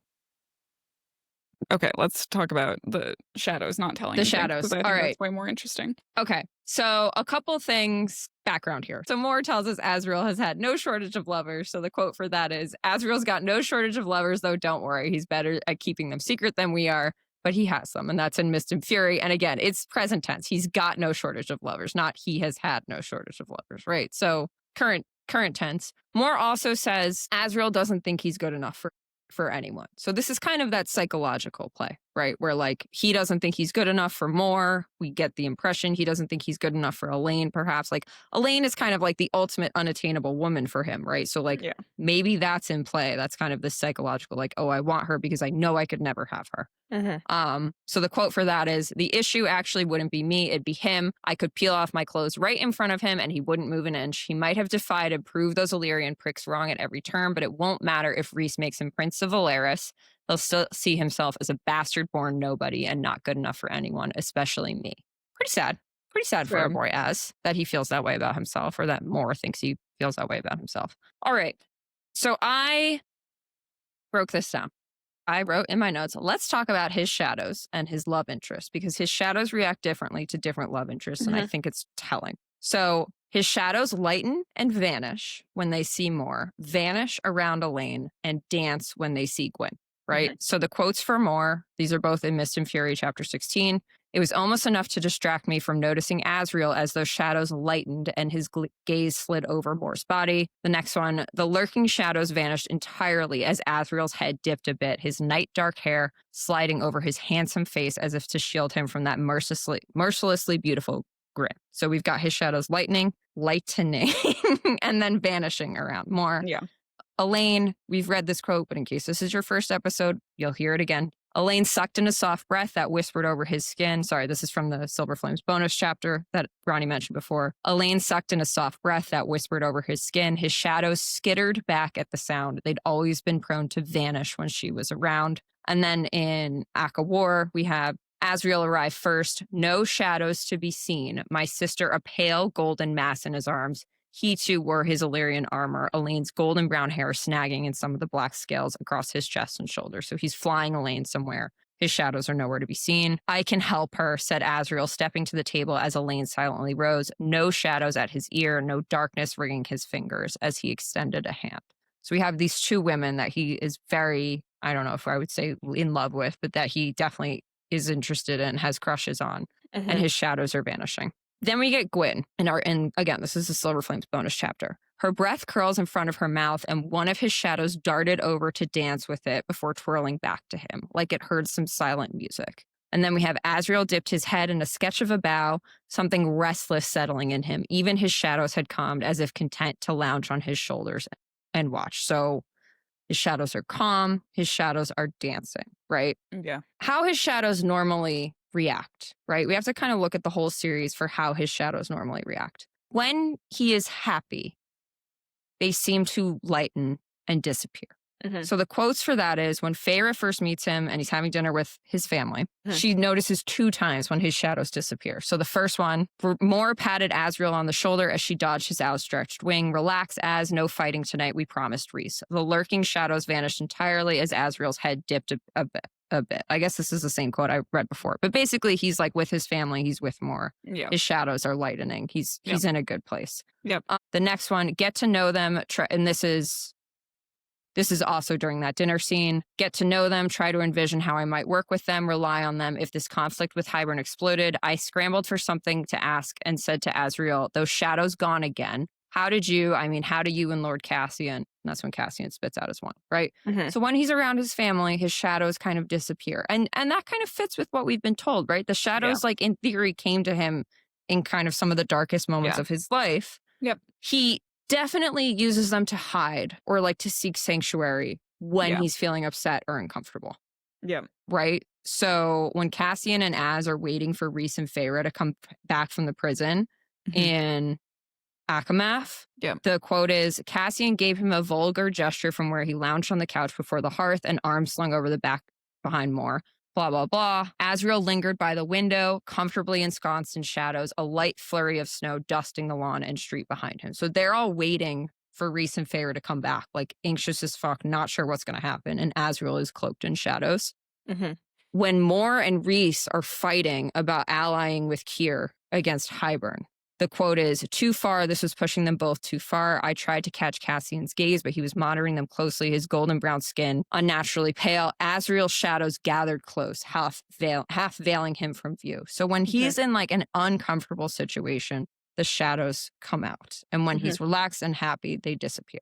And then there's a quote from Koschei when he's actually facing off against danger. They stay back, but they don't retreat, right? So it's not like they're scared. When he's in danger, the shadows aren't disappearing. They're still there, but they might stay back. So the quote with Koschei is, they could make out nothing of him beyond the shadows of his form. Even Azriel's own shadows kept tucked beneath his wings. Koschei laughed and Azriel stiffened like his shadows had murmured a warning. So it's like, they don't disappear when he's in danger. They're there, they're helping him. They might be like back a little bit, but they're not scared. So to answer the original question, how does Azriel not know what the fuck is going on with Mor? If his shadows disappear when he's around Mor because he's happy around her, then they are not there to tell him, hey, Mor is maybe not that into you, right? So that is like the most basic answer of this question. Other thoughts here, like maybe there's something about Mor and Elain's magic that actually would like calm his shadows, and he mistakes that for love or attraction. He's like, oh, my shadows disappear around these women, and I always know that I feel better when my shadows are gone. So maybe that's, and Elain is strongly associated with spring and sunlight and growing things, right? Obviously, shadows disappear in sunlight. So maybe that's like part of her personality is able to kind of like soothe that part of him. Yeah. However, Mor is not strongly associated with sunlight at all, right? So like, I don't know what kind of the parallel between those would be, but I don't know. I mean, we've talked about this before. I don't know how this is all going to play out. We have shadows disappearing with Mor and Elain, and maybe that's a sign that Elain is not a good match because we know Mor's a good match. And then we have them dancing and being relaxed around Gwen. So I don't know how this is all going to play out, but I think always pay attention to how Azriel shadows react around different people. I think that's a big clue. Yeah. Yeah. And then I had this note about Rhys directing Az towards Mor, which is just so fucking weird in the bonus chapter. Like, why would Rhys point Az towards Mor? He has to know that that's a dead end, right? So like, why would he say, what about Mor? Which I think is, it's certainly questionable. Certainly worth thinking about. I don't have an answer, but it's fishy. Yeah. Definitely fishy. Yeah. Yeah. I think we would be overcomplicating, I think, if we were trying to, if we were to argue that Azriel were not like definitely attracted to Mor for a time, definitely attracted to Elain currently. Oh yeah. Right? Like that is 100% true. I thought you were going to go in the direction of his shadows. So it's interesting, right? His shadows coming out and shielding him and being present when he's in danger and present when he's upset, but not present when he's happy. Like, do we necessarily know that Azriel and Azriel's shadows are always aligned? Or I think they're definitely not. Have a mind of their own? And if they have a mind of their own, are they intentionally not, or if they have a mind of their own or a mind of somebody else's, are they intentionally not reporting on Mor? Because we know he wasn't asking them about Lucien's whereabouts. So he can control like what he does and doesn't hear from them, and they can definitely control what he does and doesn't hear from them. Yeah. So is there something nefarious? Like, is somebody else able to control these shadows, or these shadows like belonging to some greater power that's not Azriel that is trying to manipulate what he thinks and how he feels? Which would point to keeping Koschei. him kind of tethered to Mor for 500 years until Elain came along. I don't know. I like that idea. I mean, I think it points to Koschei. I think there is a chance that Koschei is manipulating Az's shadows. Yes. And in that case, like, why Mor? And why Elain? Yeah. Yeah. Okay. I don't know. We thought about it. The answer is we thought about it a lot and we still don't know. I do. And that's okay. I would just hate if Azriel's mate was dead. I don't think, but why would he know that you would know if your mate died? I would be okay, potentially, with a world where Azriel's mate was Rhys's sister. I would potentially be okay with that. I don't know why. It's tight story writing. That's why. Yeah. But yeah, kind of any other outcome like that, it would not be good. And it would be a secret, right? Like obviously Rhys doesn't know that. Yeah. I think one of the things that bothers me so much about talking about all of this is I don't really know what I would like best at this point, because I just want Azriel and Elain independently and Lucien independently, admittedly, to all just be happy. And I don't like talking about this because everyone has a fucking opinion and comes after us in the comments about what we say. Yeah. Well, that too. But like that just exacerbates how much I really don't know what I want to be true here. So yeah. Yeah. Again, I think I've said this before. If Elain and Lucien find a way to be happy together, I'm all for it. Yeah. And also, by the way, like, not everyone needs to have a fucking mate. Like, it doesn't always need to be mates. Yeah.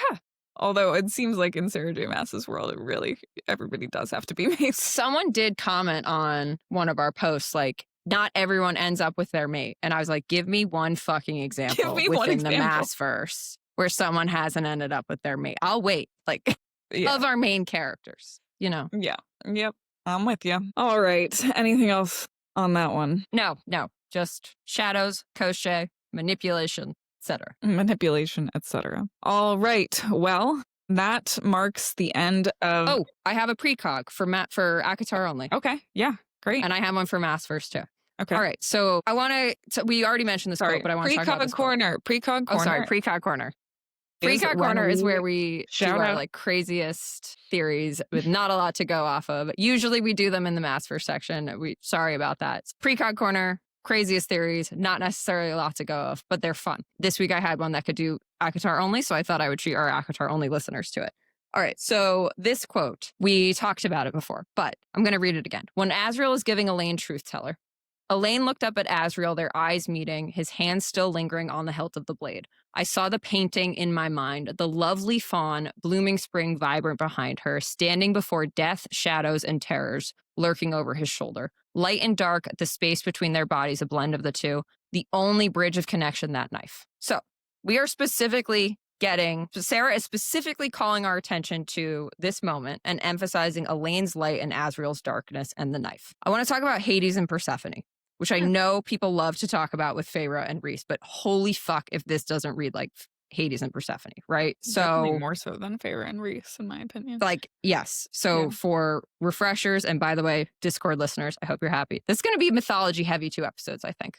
We are doing some mythology. So Hades in Greek mythology, god of the underworld who rules over the dead. Persephone, goddess of the flower, quintessential good girl, beautiful and full of life. The myth is, and this is a super duper cliff note, so apologies if I get anything wrong, but basically Hades captures her and she becomes his wife and queen of the underworld. Her mother, Demeter, who is goddess of the harvest, becomes extremely distraught and crops stop growing. Zeus, realizing this is a big fucking problem, orders Hades to return Persephone to her mother. However, Persephone has already eaten a pomegranate seed from the underworld, so she is bound to spend a portion of each year there. Obviously, this is very reminiscent of Rhys and Feyre's bargain. However, stay with me with Azriel and Elain here. She has to return to the underworld for 3 months each year, and that is when winter happens because Demeter is sad and missing her daughter. This reminds me so much of Elain, Azriel, and Rhys, with Rhys playing the role of Zeus, right? So also, side note, these stories were told as part of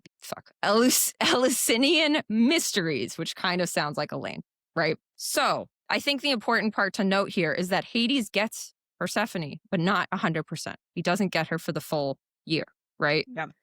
Does this mean Precog corner? This is just crazy. This is just speculation, right? Yeah. Does this mean that somehow Elain and Azriel will end up together, but not full time? Not full time.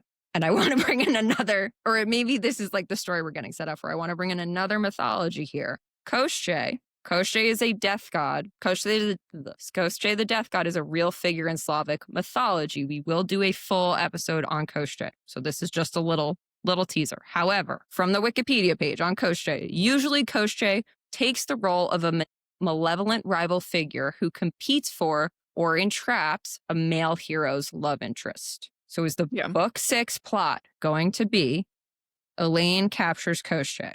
Or sorry, Koschei captures Elain. Koschei captures Elain. And Azriel has to free her. I'm sure Lucien will be involved too somehow. But is that what happens? Or is Elain going to somehow fall in love with Koschei? Can Koschei somehow disguise himself? I don't know.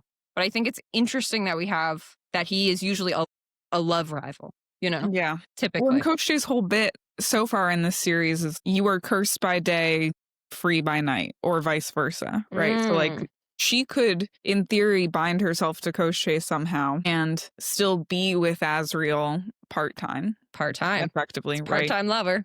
But still kind of bound to Koschei. That is the Vassa situation when she's actually being held at the lake. Like she's a firebird by day and then a woman by night. A woman by night. When does she sleep? Poor girl. Yeah. Yeah. Probably as a bird So if I were her. yeah. All right. So that was kind of Precog corner, kind of wackadoodle out there. But I just, the Hades Persephone imagery there just felt so strong. I was like, I think we have to talk about it. So Yeah, I like it. Yeah. Cool. I like it. All right. We are now going into Maasverse. So if you have not read Crescent City, all 3 books that are published, and Throne of Glass, all 8 books. Okay. 8 books that are published on Throne of Glass, you must leave. Well, you don't need to leave, but you will be spoiled from here on out. We are now going to cover spoilers for all of Sarah J. Maas's published books. So this is your final call. Love you, bye. Love you. Bye. Get out or forever hold your peace. Okay. Tune in next week for more. All right. Maasverse time. Do you have any Maasverse COSMs? I do. All Okay. right. So the first one was a hilarious message that I just needed to share with you, but it is a Maasverse message. So Okay. I couldn't read it until now. I got this as a DM from Cody B. Shout out to Cody B. Cody Hi, B. gals. Just wanted to let you know that I just finished Crescent City Book 1. Chugging along as best I can. And like Abby, I too just want Hunt and Bryce to fuck. Turned to the acknowledgments and was flabbergasted, devastated, let down to say the least. Anywho, on to book 2 with high hopes. Also just wanted to say that I love you. I love you. Something. I love your podcast. I think it's what this says. Your behemoth episodes keep my day fun and interesting as I'm in the car all day. And I love a good 2-hour distraction. Keep it up, girls. Love your work. So Aw, thanks, I just Cody thought that was B. a fun message, and I share your Abby- fucking frustrations, Cody. Abby can relate. I was devastated, flabbergasted, dumbfounded as well after Crescent City 1. All right. And I then will say, just read the beginning of A House of Sky and Breath, and they were talking about their whole pact to not fuck for whatever period of time. And I was like, you are full adults. You could just decide not to do that, and it would be completely fine. What is wrong with you? I cannot tell you how much that pissed me off. It's so clickbaity. It's so like, oh, I need to keep you fucking interested, so they're not going to fuck yet. I was like, Sarah, have some confidence in yourself. This book is good. Like, so annoying. All right, second one. This is from My Sherry Amore. In response to your theory that Nesta forged the Archesian amulet. Yeah. I am paraphrasing. We've talked about this before, but I never made this connection. When Feyre visits the bone carver, the 3 circles. He's drawing 3 circles in the dirt, right? Yeah. So is this related to the Archeron sisters and the amulet? I don't know, but I love it. Great looks, My Sherry Amore. Yeah. Yeah. I love it. And I love also the idea, I don't know whether this could hold, but like those 3 circles, there are also 3 sisters, and I think they're all, what's the opposite of concentric? They're intersecting circles. Yeah. So they have like a center. I think it would be so poetic if the resolution to this series had something to do with the uniting of all 3 sisters. And could they have forged that Archesian amulet? We also have 3 series that need to merge. Oh, and that all intersect. Yeah, true. Yes. Yeah. I mean, we also have 3 death gods, right? We have Bone and Carver. 3 worlds. Yeah. Yeah. Lots of 3s. Lots of 7s. Lots of 3s. Yep. Love it. Love it. God, you could just feel the energy go up in the Maasverse section. I don't know. We're just having a good time. It's good. Okay. Any other Maasverse COSMs? No, that's it for this one. We did get to this in the last one, but I had an omission related to, again, our Elain episode where we talked about how Azriel's shadows reacted to Elain. They fled. We didn't know whether that was good or bad. I feel like we kind of got there, but I do think it's worth pointing out, and this is a little bit of a spoiler for like future answers, but I think it's important. Like, there are other shadow wielders in this series. Rune's shadow magic seeks to veil him. There are direct quotes that his shadow magic is seeking to veil him, shielding him from sight, shielding him from bad shit, basically, is when the shadows come out. So the shadows fleeing, to me, is pretty unequivocally a good thing at this point, regardless of the types of shadows that you're wielding. And like the parallels between Azriel and Rune, and we will get into this later, we'll right? But like, holy shit. Yeah. I mean, anyway, I actually had a thought. Maybe we'll do this now that I'm saying it and speaking it into the universe, but I had an idea for the section where I was going to read you quotes and you were going to guess whether they were about Rune or Azriel. Because literally, they're always wreathed in shadows, is the summary. Okay.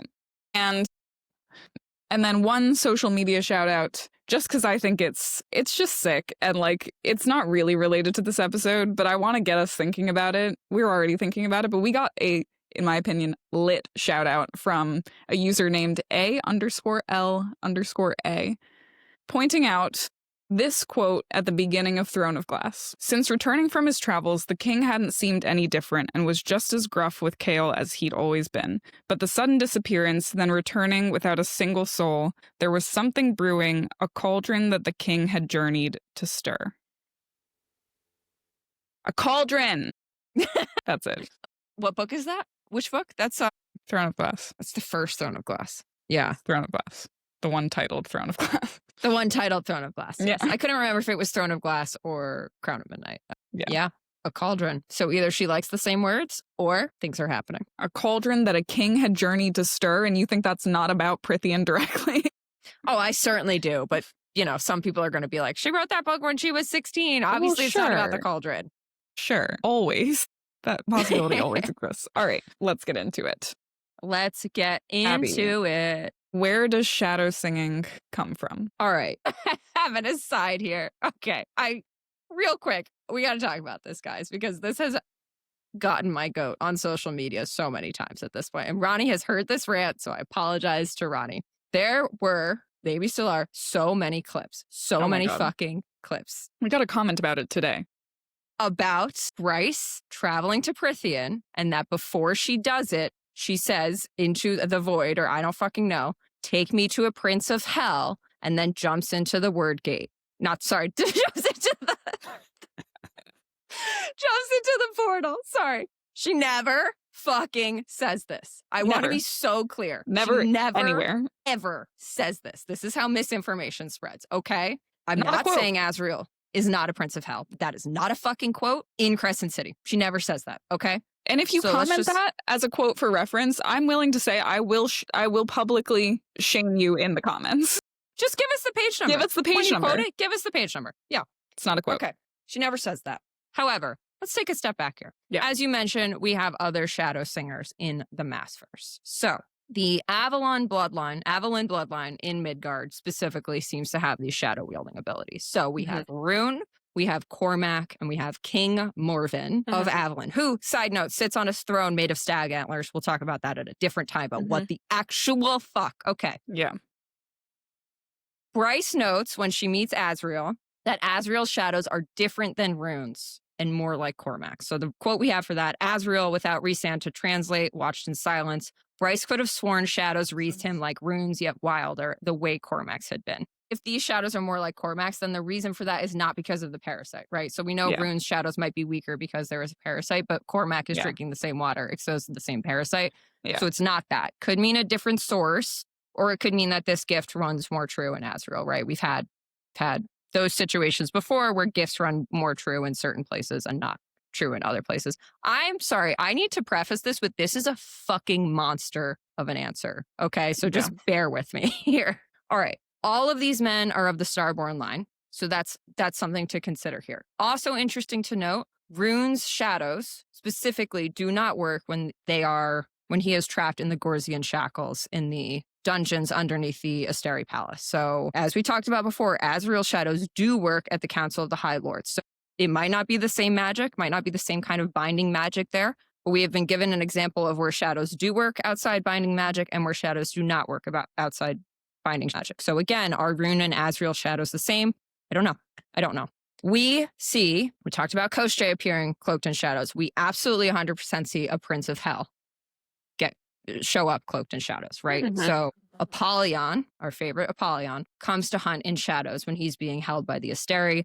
The quotes for that are, not Rune's shadows. The prince didn't seem to be able to access those when constrained by the Gorsian shackles. Only the prince's mind-speaking abilities remained. Also interesting. We'll talk about that later. This shadow was different, darker, older. Watching Hunt across the room, the thing in the shadows moved just slightly like it had crooked a finger at him. Death. Azriel is called Death, right? That was the thing in the shadows, and now it beckons. So now we have Koschei, Azriel, and Apollyon being called Death. The shadow smiled at him, so Hunt smiled back, and then the shadow spoke. You would do well in hell. Too drugged with agony, Hunt didn't even quiver at the familiar male voice, one he'd heard already in another dream in another life. Apollyon, he grunted. Not death at all then. He tried to not let disappointment sink in his gut.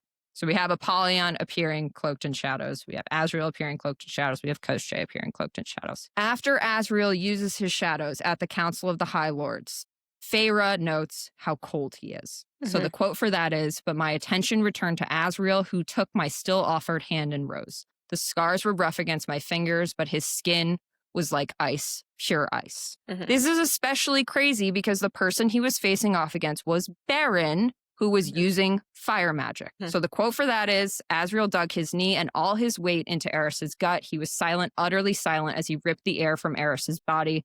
Baron's flames struck the blue shield over and over, but the fire skittered off and fizzled out on the water. Any that escaped were torn to shreds by shadows. So Baron is literally throwing fire at him, and Azriel's hands are freezing cold. Okay, yes, the shields are working. However, heat still gets through. Heat still gets through shields. This Hunt and Apollyon storyline in the dungeon is happening in House of Flame and Shadows at the same time that Azriel is cloaking himself in shadows in the tunnels underneath Prythian with Bryce, right? So I think we are meant to notice that these two beings are cloaking themselves in shadows. The quote for Azriel doing this is, "Bryce scanned the path behind Nesta. Only deep shadows lingered. No sign of anyone's with wings waiting to snatch her." That's Azriel. Azriel is in those shadows, right? Even though she can't see him, Azriel is in these shadows, right? So we have Azriel appearing to Bryce in a shadow, or hiding from Bryce in a shadow. We have Apollyon cloaking himself in a shadow to Hunt in the same book, in the same timeline. I am 99% sure we are supposed to draw parallels between these two things happening. Here's where it gets really fucking interesting, in my opinion. We are told explicitly in Throne of Glass that this is a Valg power, okay? So the quote for that is, in Tower of Dawn, Irene is asking how the Valg could have captured Hafiza. This is at the end of Tower of Dawn in the Tor Sesme without anyone having noticed. Kaol responds with this. He says he didn't want to answer. The Valg could summon shadows if they wished and hide within them, and those shadows could turn deadly in an instant. It is word for fucking word Azriel's powers. So we have a Prince of Hell doing this, and we are told that this is a Valg power. Okay, I need to take my sweater off. I'm hot. They're the same. Okay, I'm pretty sure they're the same. That's where this is going. Friendly reminder to our listeners. Court of Mist and Fury, published in 2016. Tower of Dawn, published in 2017. She wrote this line knowing exactly what the fuck she was doing. Okay, this is not a mistake. We have other places where Valg are referred to as shadows, specifically when Dorian is being possessed. He's talking about the demon inside her. We're getting a third-person view of the demon that's kind of inside him. It was ancient and cruel and paced in the shadows, leashing his mind. It was not of this world and had been brought here to fill him with its primordial cold. So we have cold and we have shadows. There was still a real world beyond the shadows. He would force to participate in it by the man who had ordered the slaughter of that lovely woman. So again, shadows, Valg. So we have shadows, Prince of Hell, Valg, Koschei, Apollyon, Azriel. Okay, are you with me so far? Yep. All right. I'm getting into my crazy theory, and I have 3 parts to it. Can I add more that just like tie into that same vein? Yes. Before we go crazy, you already talked about Avalon. You talked about Cormac. Cormac, when he shows up for the very first time in the series, what do they think he's showing up as? Do you remember? A demon. Portal to hell. Oh, portal. Yeah. Portal to hell is what they think his shadows are when they see them. Rune is like, that is a portal to hell. Oh, wait, no, it's Cormac. I think that's another person. Like flashing siren, like, hello, these shadows are from hell. All right. So crazy theory here, part 1. And you mentioned this last week, but I think it deserves revisiting. Analius was made from Apollyon, and Azriel is his descendant. Let's talk about it more. Analius, as we know, was the first Illyrian. Apollyon, we've also talked about this before, appears to Hunt in a dream with leathery wings. And Sarah calls our attention to it 3 times over 4 pages. That is a red fucking flashing light. Pay attention to this. Quotes for that. He didn't want Bryce in a place like this, so dark and empty and yet awake. Wings rustled nearby, but not the soft feather of his wings, but something leathery, dry. Next quote. Who's there? The darkness absorbed his voice, muffling it. The leathery wings whispered again, and Hunt twisted his head towards the sound. Moving his head was about the only thing he could manage. Midgardians do not feel comfortable uttering my name on your side of the rift, Hunt stilled.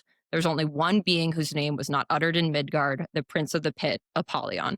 And then the last quote, the seething darkness and those leathery wings vanished. 3 times, leathery wings, okay? Mhm.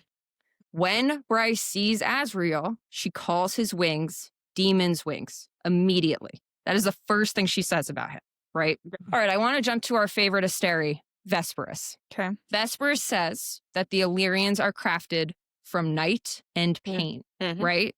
You dare draw a weapon before me against those who crafted you, soldier, from night and pain, which is really fucking weird because that is not what we've seen the Asteri power be, Mhm. right? Asteri power is light, it is bright, it is not good, but it is lightness and it is day and it is like stars, right? It is not night and pain. We are told that the first Illyrian was Analius, but that he also fought to overthrow the Asteri, right? So the quote for that, the Asteri's eyes flared with recognition at the long blade.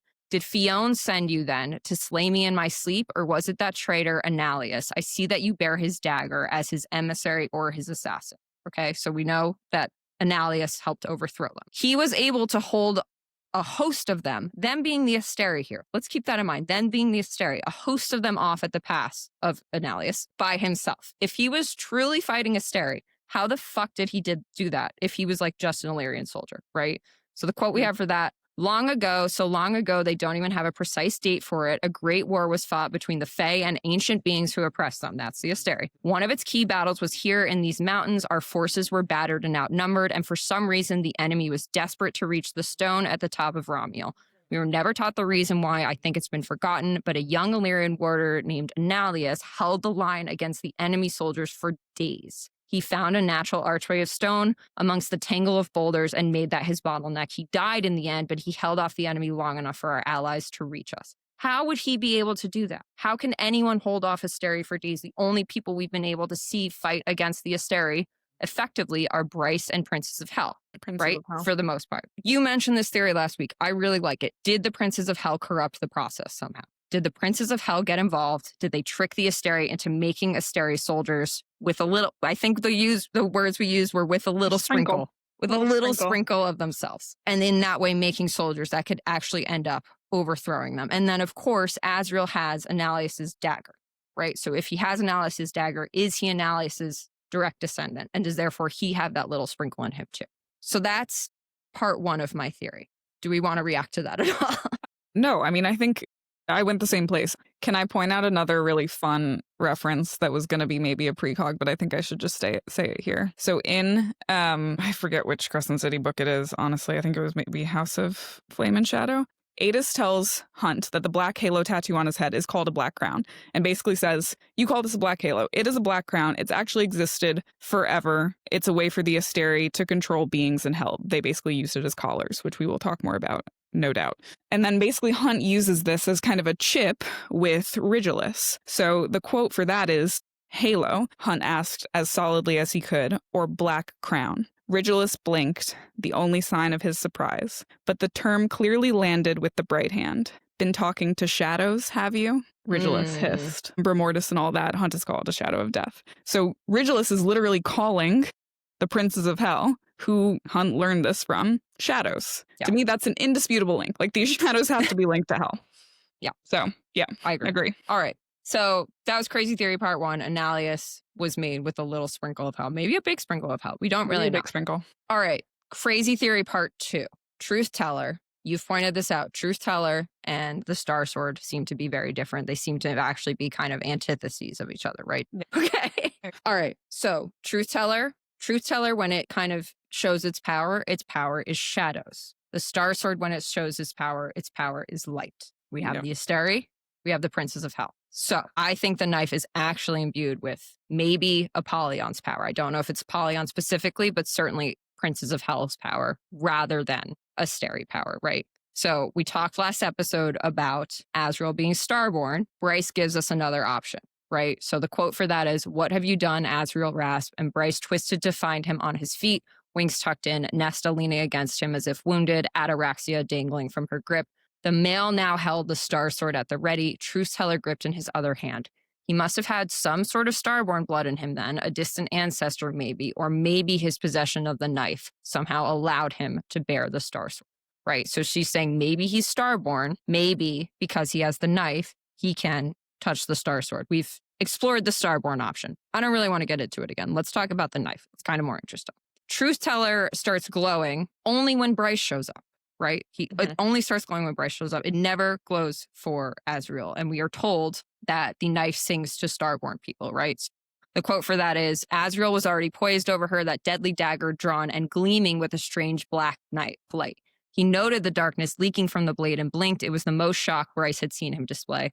Put it away, you fool, Amren said. It sings for her, and by bringing it close, ... So maybe he's not starborn, right? Because he can't really activate whatever the power is within Truth Teller without Bryce. So maybe it's not that he's starborn. Maybe it is Truth Teller itself. We already kind of talked about this, but you brought this up. The Truth Teller pulses with darkness. Gwydion blazes with light. So the quotes we have for that: Truth Teller pulse with darkness in Azriel's hand. That's House of Flame and Shadow, chapter 14.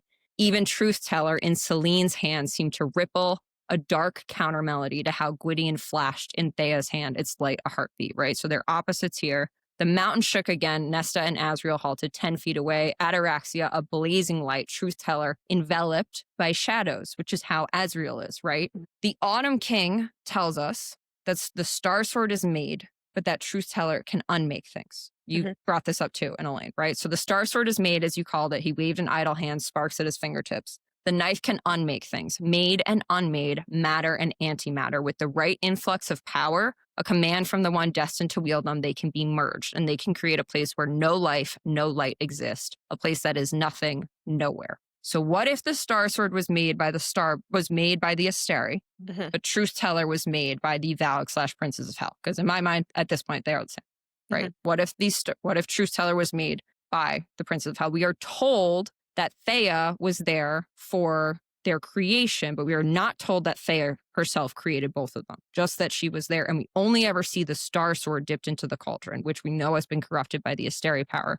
We don't see Truth Teller dipped into the Cauldron, right? So what if the Star Sword is imbued with the Asteri power, but the dagger, Truth Teller, is imbued with the Valg power? We know when Truth Teller and Star Sword were made, there were two other figures there, right? We know that when Bryce uses the Star Sword and Truth Teller together, she opens up a void, right? That's what happens. And that's how she defeats the Asteri. Apollyon's power is the void. So I think Apollyon imbued his power into Truth Teller. And that this has actually always been about, and I will get to my Precog corner theory about this, merging these two powers, this Asteri power, this light power, and this Valg / Prince of Hell darkness power, right? Yep. I want to add one more thing here, just fuel to the fire, that the Valg and Princes of Hell are probably the same thing. The word void is used in association with Valg so many times in Tower of Dawn. So the quotes we have for that, when Irene is in the Tor reading about how the first Valg came to Erelea, there were no doors within the archway, only swirling black nothing, beams of it shot from the void, some foul corruption of the sun, falling upon the soldiers kneeling before it. That sounds a lot like Cormac. Yeah. Irene describes the Val magic as a void. So he'd roared, this is when she's healing Keol.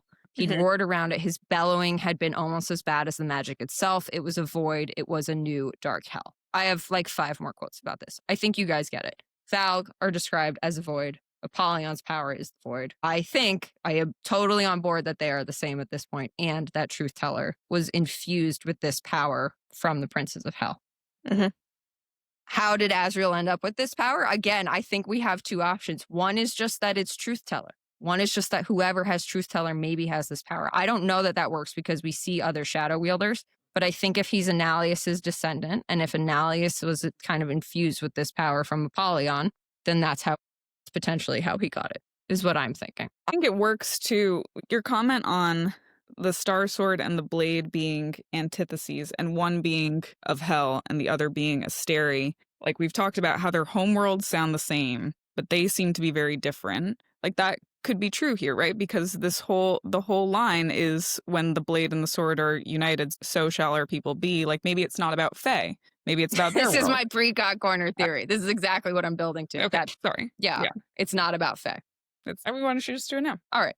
So yeah. So basically what I'm getting to, Precog corner theory here. When the knife and sword are reunited, so shall our people be, is not about the Fae. It is about the Valg and the Asteri. and that they are essentially two sides of the same coin, right? Yeah. Like they are kind of the same species, but for whatever reason, there was a schism and one ended up with this lightness and one ended up with this darkness. There are so many overlaps. We've talked about this. There are so many overlaps in their powers, but yet they seem to be different. So they both have Daemati powers. They both seem to bleed black, at least sometimes. They have similarities in their homeworlds. They both feed on magic in one way or another, other than the obvious differences, right? With the Valg being dark and the Asteri being light, they have so many similarities. Yeah, and they seem to negate each other's power. So what if at one time it was one race and it was balanced between the light and the dark? It was a balance. Everyone had a little bit of both. Something happened. There was some kind of schism. Some of them ended up with dark power. Some of them ended up with light power. And this prophecy is actually about reuniting those powers again and making it a balanced race once again. And maybe not cosmically evil. Maybe neither of them are cosmically evil. That's what I'm thinking. That's a giant. I like it a lot. I especially like the part about the schism. I had not thought about that at all. So basically these were kind of like all powerful beings that were split. That's what I think. I mean, there's a lot to get into there. I'm not sure it's Precog. It's a Precog theory. Yeah. But I like it. And I can make my last part of this theory also Precog, so we can come back. I can have an actual Precog corner theory. But yeah, basically, like, there's so many overlaps in their power. There's so many similarities, but they themselves are clearly kind of different. Yeah. So, like... And they bleed the same color. They bleed the same color, most of them. Yeah. Yeah, most of them. And they, like, kind of cancel each other out, right? Yeah. And the Valg are burned to death. Yeah, the Valg are burned and the Asteri are, like, consumed by pulled into the void. Yeah, exactly. Right. Yeah. So the Valg are killed by starlight, which we've talked about being an Asteri power. Fuck. And the Asteri are killed by the void, which is a Valg power. Yeah. I'll let you ponder. I'm just thinking. Yeah. I mean, yeah. I 100% think, like, it's irreversible in my mind now that the blade and the sword are about the Asteri and the Valg. Yeah, I don't think it's about the Fae at all. I don't think it's about the Fae at all. Can't be anything but hell to me at this point. Like they haven't been for a while. Like they're just not. Yeah. Starborn are Asteri. So yeah. All right, we have another answer. In conclusion, Azriel, descendant of probably Apollyon. And that is where the shadow wheeling came from, I think. I have one like slight monkey wrench in this. And I don't really think it needs to be a problem, but it's worth calling out. Avalin's power is really strongly tied to Thea's power that Selene left in the prison, which seems to have been the Fae portion of her power. And when Bryce absorbed that power, her starlight that arced through Einar's prism arced through as starlight that then descended into shadow. And so she talks about this portion of the power that Selene left that was Thea's as darkness. So the quotes there are, Bryce reached with her mind, this is her getting that power, through layers of rock and earth, and there it was, slumbering beneath her. Not first light, not as she knew it on Midgard, but raw Fae power from a time before the drop. The power ascended toward her through the stone like a glimmering arrow fired into the dark. She then sends this new light of hers, right, after she absorbed this power, through Einar's prism that he asked Rune to send light through way back earlier in the series in Crescent City. So this is Bryce narrating. She says, it took her a moment to process what she was seeing, a gradient beam of starlight where the rainbow would have been full of color. This one began in shimmering white light and descended into shadow, an anti-rainbow, as it were. Light falling into darkness, droplets of starlight raining from the highest beam into the shadowy band. At the bottom, devoured by the darkness below, like the fading light of day, of dusk. What did it mean? She was pretty sure her light had been pure before, but now with Selene's power, she thinks at this time that it's Selene's power, but we later find out that it's Thea's that Selene had left. Mixed in, there was darkness there too, hidden beneath. At Inavalin ego, this is the Latin, and Inavalin I am. Yeah. Did it make a difference to her power, to her, to now have that layer of darkness? So there is an element of Thea's power, maybe it's the Fae part of her power that is shadowy. And I don't know that needs to mean that Azriel isn't getting his shadows from hell. It could mean two things. One, it could mean that Selene has some element of hell in her too. Like we know that Thea's, well, I guess this is Thea's power. Thea's, yeah. But Thea was mated to Adis, so you never know what was going on with her and her power. Or two, and I maybe like this one a little bit better, is that maybe this is the variety of power that Rune and Rhys have, that is Fae shadows specifically, and not Hell shadows. So yeah, that's intriguing. I don't know how Cormac fits in, but yes. I don't know how Cormac fits in either. And he clearly is a Valen. And to be clear, I also don't really know why Cormac's and Rune shadows are different. No, I don't either. No idea. Like, this is not our Crescent City series, so we'll get into that later. Despite the like heavy Crescent City references, I don't know. I do think they're different, but I don't know why. Well, and what's interesting is that Cormac can winnow and Rune can't. Yeah. Right. So that implies a difference as well. Yeah. And Bryce can. And Bryce can after she gets that portion of Fae's power. That portion so of I guess it does have to exactly. be in Cormac, actually, then. I don't know what that does, actually. Well, Bryce can winnow. Well, this is going to be our next question. So let's talk about it, right? Yeah, true. All right. All right. Anything else here? I have so much shit that I feel like is not as nicely tied up as yours. But yeah, the shadows are from Hell. They're from Hell. There's that little Celine, like, what's going on there? Actually, it's Thea. I keep saying Celine because she thinks it's Celine at the time. But yeah, Avalon and Hell. That's it. Okay, cool. And yes, I know we had already said a lot of that theory before. I just wanted to it's good. Restate it. More compelling evidence. More compelling evidence. And you never know when someone's tuning in for the first time. So true. All right, Ronnie, where do Az's other powers come from mainly? Well, I only talked about the winnowing. I don't know if you talked about anything else, but basically the winnowing. I talked about only the killing power, so that's super interesting. Oh, okay. Great. Love it when this happens. I also love it when we're in sync, but I love it when this happens. I think that Azriel has Thea's power, unfortunately. We know that he has Vesperus's power. It's just a question of how. So when Azriel and Nesta and Bryce encounter Vesperus in Prythian, there is a moment, right, where Vesperus says, your power has always been, always will be mine. And the quote is, a whip of blue magic shot through the world, a ribbon of cobalt piercing the starlight and darkness. She could see every loop and coil as it wrapped around Vesperus's neck. This is Azriel's power from his siphons. Time resumed, sped up to its normal rate. Stop, Bryce shouted, but too late. Vesperus lifted a hand to her neck as Azriel's blue light dissolved into her skin. She let out a strangled laugh as blood leaked from her mouth. Still so ignorant, your power is and will always be mine. Blue magic appeared at her fingertips, absorbed from the Illyrian's attack. She wrapped it around one hand like a glove and grasped the Star Sword's handle, as if it provided the barrier she needed, allowing her to touch the blade.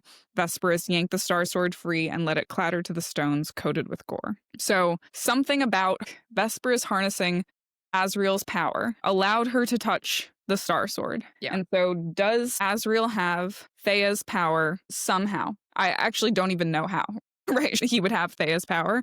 And to your point, like Bryce said, maybe he's Starborn, maybe he's not. I think we're leaning towards maybe he's not, but maybe he is, because Vesperus uses his power to allow her to come into contact with the Star Sword, and the only people who have been able to touch the Star Sword so far in the series have been Starborn people, Rune and Bryce. Well, we're not going to talk about the fact that it's also Gwydion, but you get the point.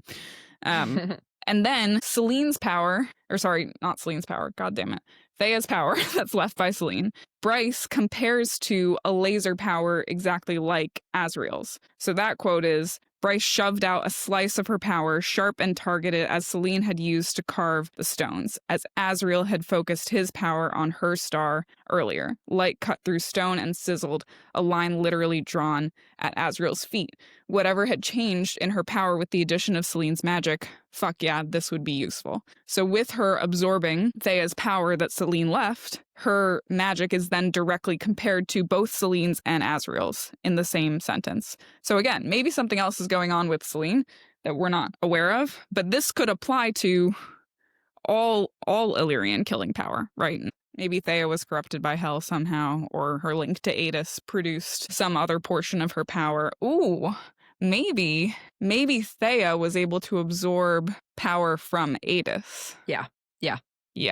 The way that Hunt is able to absorb power from Bryce. Exactly. Right. That's exactly what I'm thinking.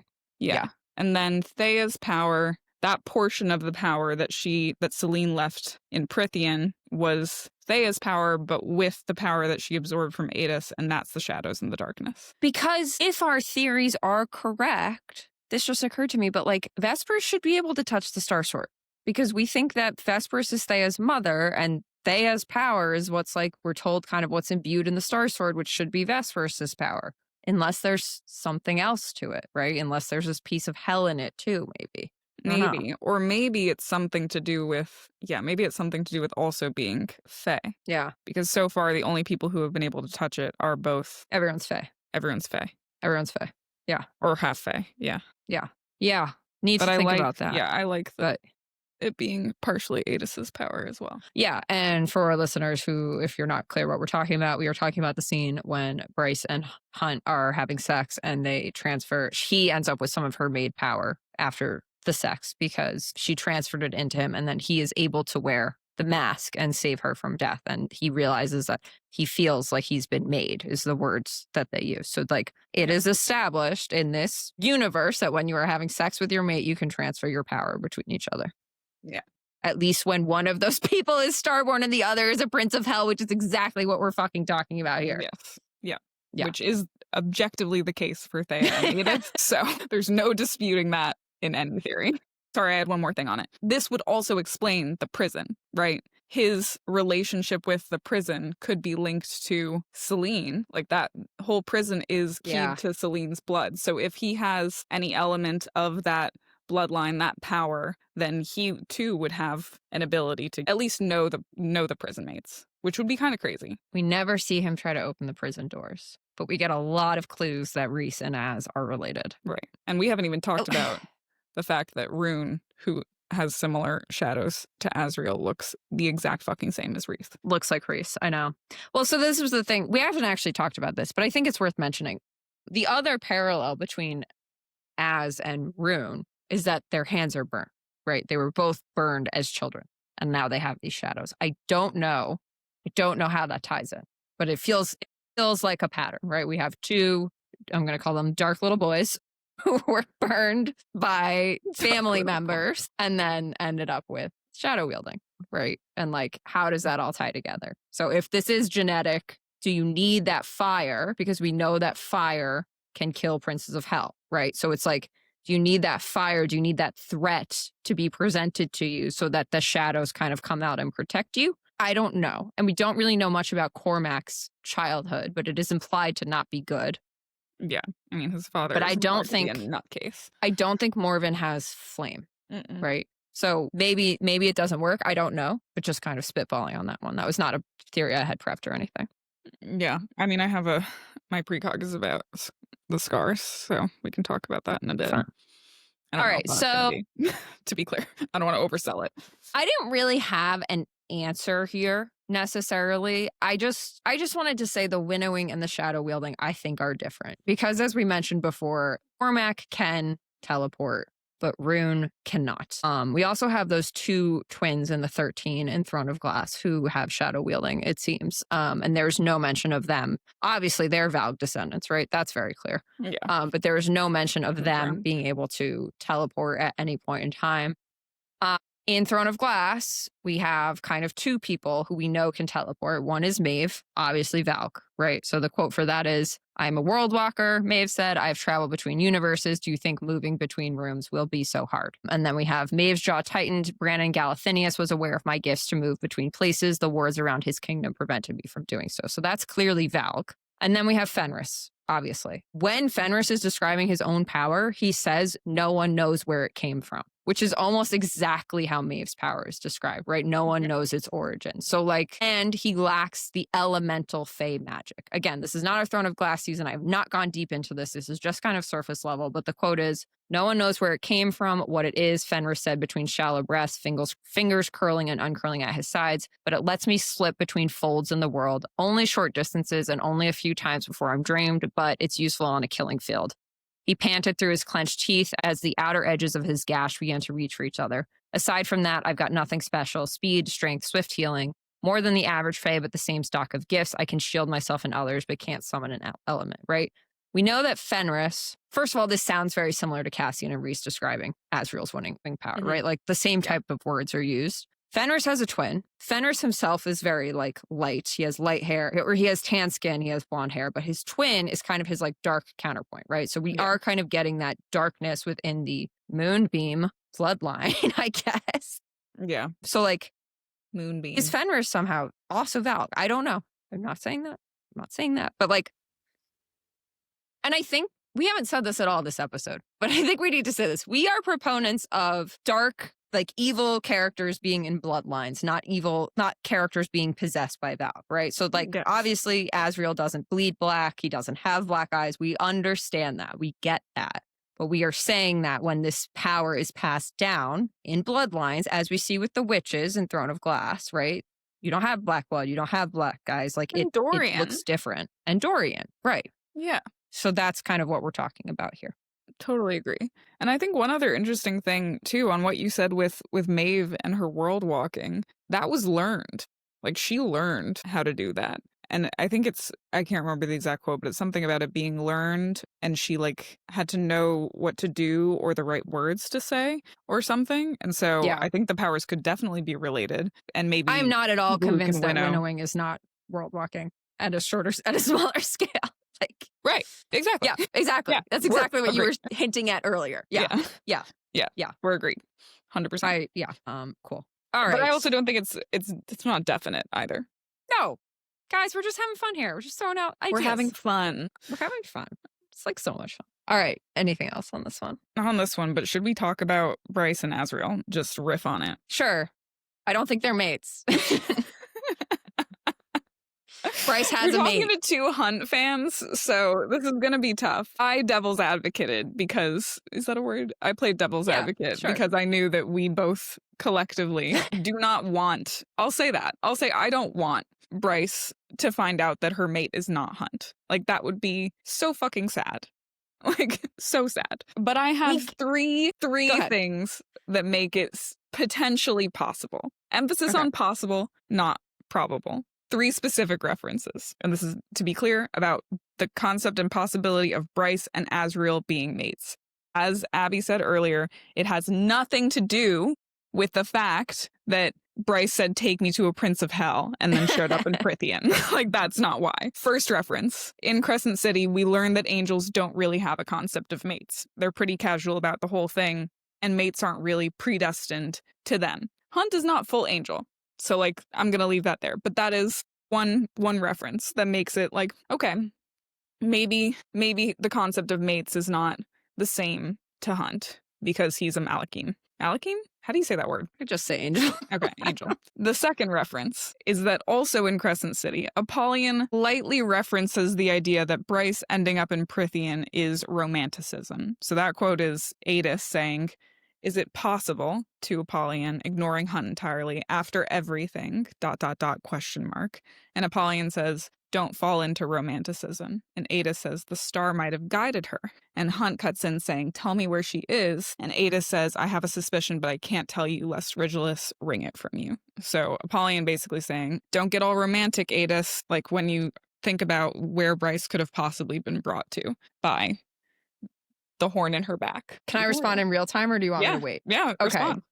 All right. So for the first we one, both that you hate did, this. So just for respond. the first one that you did, we have first of all, Hunt is a prince of hell. We know princes of hell clearly have, well, he's an offspring of a prince of hell. They have mates. Edis and Thea are mates, right? Yeah. Number 1. Number 2, we are given a clear fucking scene where Hunt is named by Rune as Bryce's mate because he loses his fucking mind when she thinks she's about to die, right? And we are told in no unclear, I thought they weren't unclear, but we are clearly told that Hunt is like her true mate the way that Fae are mates, right? So that is I think that's in Sky and Breath when they're about to go into the depth charger, right? And he is like losing his fucking mind because his mate is being threatened. Okay. So like in my mind, this is open and shut. Like, and obviously I love to read into things. I love to read things too deeply, but like, I think this is pretty clear. Bryce and Hunt are mates. 2. I agree with you. Part 2. Yeah. I had something. Remind me what you just said again. It was about, is it possible after everything, don't fall into romanticism? This could be about their worlds. Yeah. I think it's about Thea's star. He says that like the star brought her there. Thea's star that is under the prison brought her there because she has a third of its power, right? Yeah. Like I think that is what brought her to Prithian. Maybe it's the dagger, but I think Adis is saying here Thea's star, which is second third of Bryce's power, which Bryce has a third of, is under the prison in Prythian. That is why she ended up in Prythian. That is my thinking on that. Yep. But he literally says the word star. Yep. And then the third reference is when Apollyon, very closely after that, says Hunt was born to do something very specific, to accomplish a task for which his father brought him into existence. And it has a really sad undertone when it's delivered, and Adis in particular kind of sadly says that Hunt has not been asking the right questions. So, is it possible that Hunt was created in Azriel's likeness to serve a purpose to Bryce? Sure.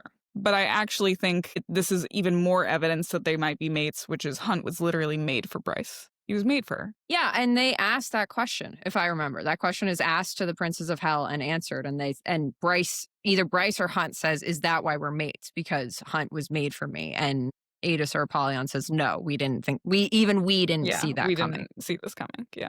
Right. So that's where the text leads me. Yeah. I personally think it would be absolutely fucking miserable if Hunt had an end that was not with Bryce. So, but I acknowledge, again, similar to Rhys controlling everybody, I acknowledge the literary possibility of it. Yeah. I Acknowledged. Not. All right. This isn't even an emotional thing for me. This is like, these questions are asked and answered as far as I'm concerned. Like, I think the big argument for Bryce and Azriel being mates is that he lets her see his hands so many times.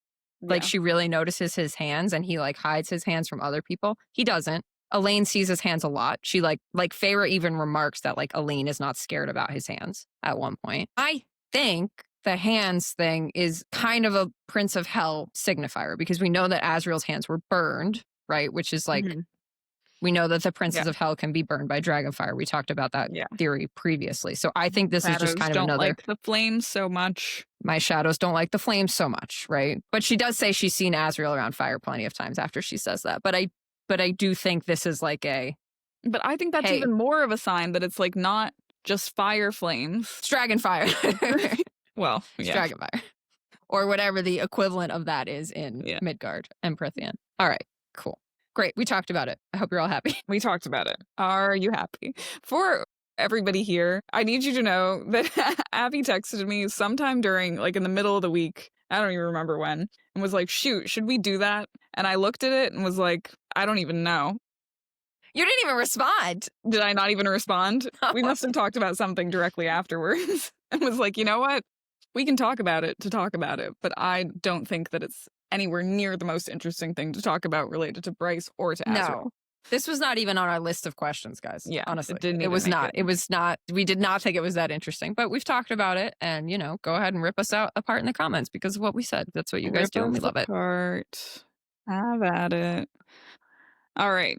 Precog corner. So we already talked about this, but precog corner theories. First of all, for those who haven't read the Empyrean series, it's based on precognition as a signet. It's just the ability to see the future. It has like very limited supporting evidence, crazy wackadoodle theories that we just bring up just to put them out into the universe. Abby, what is your... Well, you already talked about your precog corner theory. Yeah, but I have another one that I actually think is way better for precog. So I think this worked out better.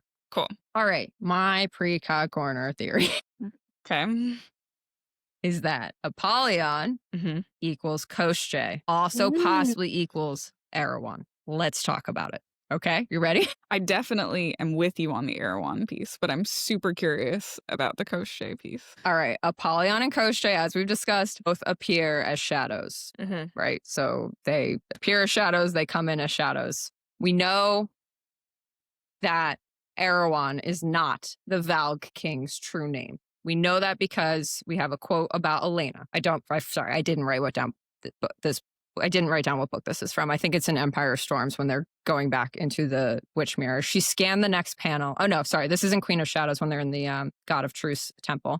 She scanned the next panel. They did not know his true name, so they called him Erewhon, the Dark King, Adian said. Then Elena and Gavin battled him. Your magic necklace saved their asses, and Elena called him by his true name, distracting him enough for Gavin to slay him. Erewhon is not his name. He has another name. Apollyon and Erewhon choose forms that are remarkably similar. So we talked about Apollyon appearing with the leather wings. He appears to Bryce differently. So Apollyon appearing to Bryce. Apollyon, Prince of the Pit, had chosen to appear in a golden-haired, golden-skinned body Handsome in the way that ancient statues were handsome, and the way that Pollux was handsome.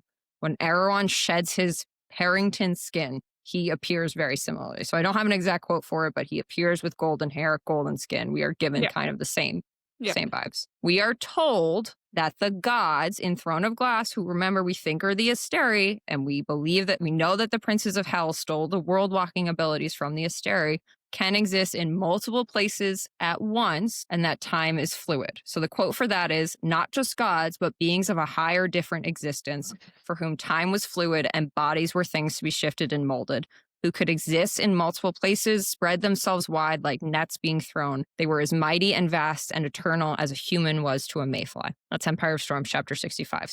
Is Erewhon existing in all three of these realms at the same time? Because we have ties to him to Apollyon, we have ties to him to Koschei, we have ties that bind Apollyon and Koschei. Remember, this is Precog. So like we don't have a lot to go off of here. We have shadows and we have blonde dudes being sketchy as fuck, and we have now are told that there is a power that allows you to exist in multiple places at one time. So I know that Erewhon is dead. I acknowledge that Erewhon is dead. But if he has... Are you saying then that Apollyon is dead? No. And like Throne of Glass is not a later world, but like the events of Throne of Glass post-date the events of Crescent City? Or are you saying that they can die and they don't actually die? I'm saying this quote says that the gods in Throne of Glass can exist in multiple places at once, right? Could exist in multiple places. I don't know how it works. Basically a parallel universes, I guess, which we've talked about a lot, especially with the word keeping things separate, right? So like there are different versions of this guy, I guess. And yes, in the Throne of Glass world, he's definitely dead. But in Prythian and in Midgard, I think he might still be alive. Precog corner. It's crazy. It's out there. I have a part 2 to this theory. If Koschei is Valg, and if he is a prince of hell, and if the princes of hell did fuck with something with the Asteri, as we talked about, if they maybe fucked with the Cauldron, we don't know, right? But if they did something so that the Asteri would be overthrown with the Illyrians, if they have some kind of power in this world where they can pull strings, did Koschei create the fake mating bond between Lucien and Elain?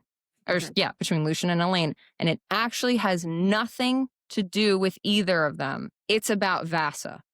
And I'm going to tell you why. Vassa and Lucien are actually mates. This is the theory, right? Vassa and Lucien are actually mates, but Koschei doesn't want Lucien to come rescue Vassa, right? So he needs Just a funny, way. he kind of does anyways.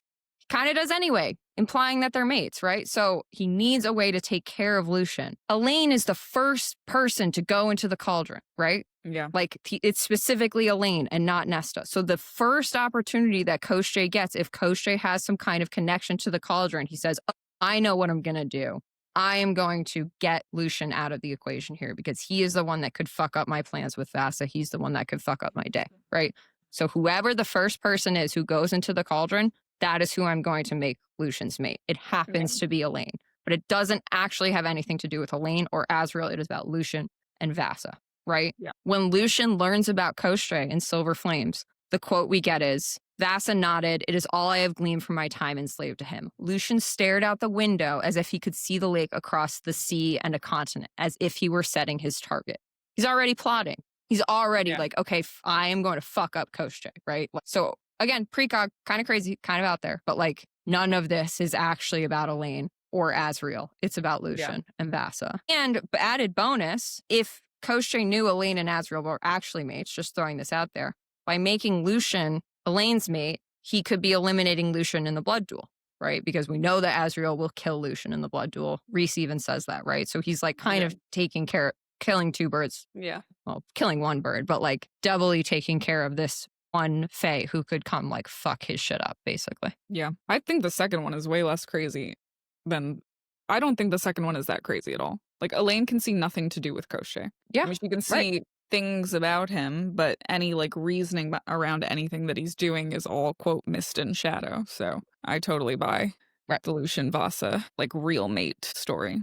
Especially since we really still don't know how he's got this workaround going for her. For Vassa. And it would be such a great game of misdirection for everyone to be like pondering about Elain and Azriel. Yeah. And she's like, you weren't paying attention to the important things, actually. You know? Yeah. I think it'd be fun. Yeah. And it would be nice. So yes, I'm sorry. I guess that was 2 Precog theories. Yeah, I think those are different theories, but There's a different I think theories. both of them work. I think Yeah. on the Erewhon one, I definitely think we have met Erewhon in a different world because, to your point, we're told that his name is not actually his name. And we're told, I think in that same quote, sorry if you said this and I just like completely blasted through it in my brain, but I think we're also told in that quote that if we did know his name, it would be consequential to him on his like yeah, so the actual quote world. is Elena called him by his true name, distracting him enough for Gavin to slay him. Yeah. Which we know did not actually happen, but we Yeah. can assume she called him by his true name. I guess the question is, and I think about this a lot because I'm so stuck on the Valg and the Princes of Hell, is Erewhon is said to be a Valg king. Yeah, And right.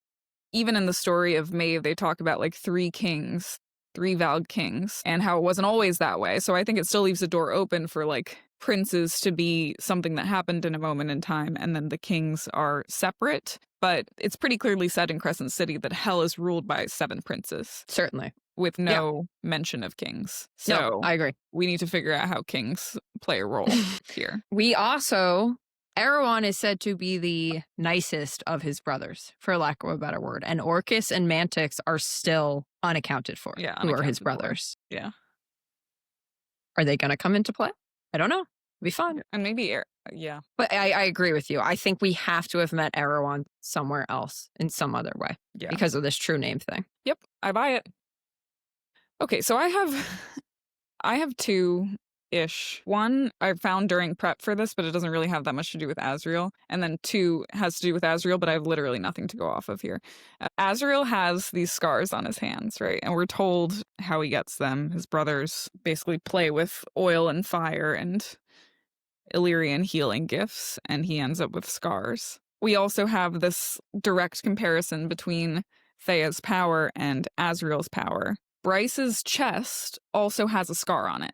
So you talked about Rune having scars on his hands, Azriel having scars on his hands. What if Azriel's scars are not actually about fire? Or maybe they are about fire, but what happens is his power is reacting to that fire and creating these scars. Like there is starborn power that is reacting, coming out of his body, and now there are scars. Because Bryce has the scar on her chest that's shaped like a star, and that is what her starlight comes out of. Yeah. Could they be related?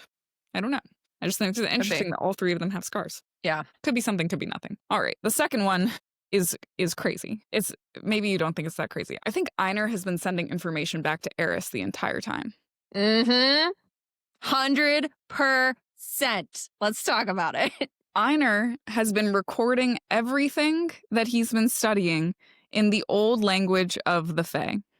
The old language of the Fae that their people had used when they first come to Midgard through the Northern Rift. He's also researching how light moves through the world. So the quote is, Rune asks, what are you even doing with that thing? He says, studying how light moves through the world, how it can be shaped. Don't we have scientists over at CCU doing this shit? Their interests are not the same as mine. His father surveyed him and then said, without a hint of warning, it's time to consider females appropriate for marriage. So he is researching multiple realms, how light moves, how it's shaped, and he's writing this in the only language that's common between Prythian and Midgard. Eris is playing all sorts of chess when everyone else is playing checkers, says he wants Nesta as his bride for something totally unrelated reasons to just her beauty. We have discussed how we think that Nesta has both Starborn and Deanna's powers, and they're both from the Autumn Court. Is Einar doing all of this research, recording it in the old language, and somehow getting it to Eris in the Autumn Court, and Eris is playing a much bigger game than we think he's playing. And that's why Baron and he have been like kind of at odds with each other. Baron is trying the Hybern route. Hybern's clearly got something going on with him across multiple worlds. Eris may be trying another tack. Eris calls the prison a palace. He calls the prison a palace. How the fuck does he know that the prison was a palace? Right? Like, no one knows that. He has to have an outside source of information. He has to. The question is, I guess he doesn't have to, but yeah. Yeah, I mean, you could argue that there's some like recorded history because Rhys knows a lot of things that he shouldn't know too. Like that definitely is true. Like Rhys has an orrery and so does Einar. Rhys has an orrery. Rhys seems to know that Elain is falling through the sky as a comet. And Rhys has a bargain with Eris. Does he? Mm-hmm. Yes. We don't know what it's for. So this is I found it. Court of Frost and Starlight. But I'd made a bargain with Eris too. Perhaps a fool's bargain, but only time would tell in that regard. My annotation was, he made a bargain? Yeah, and we don't know what it is. And we don't know what it is. Yeah, I can't wait for our Eris episode. Yeah. Eris appears at the battle with Hybern from a rip in the universe. Yep. Much to say about Eris. Much to say about Eris. And he seems to like really know what he's looking at when Rhys and Feyre offer him Nesta's The dagger. dagger. Yeah. Which, like, why do you know that, Eris? Why do you know that? Okay. All right. That's all. What are you reading? What am I reading? I'm reading Crescent City. Great. I'm reading Kingdom of Ash. I saw Chess, was it yesterday? 2 days ago. Chess the musical.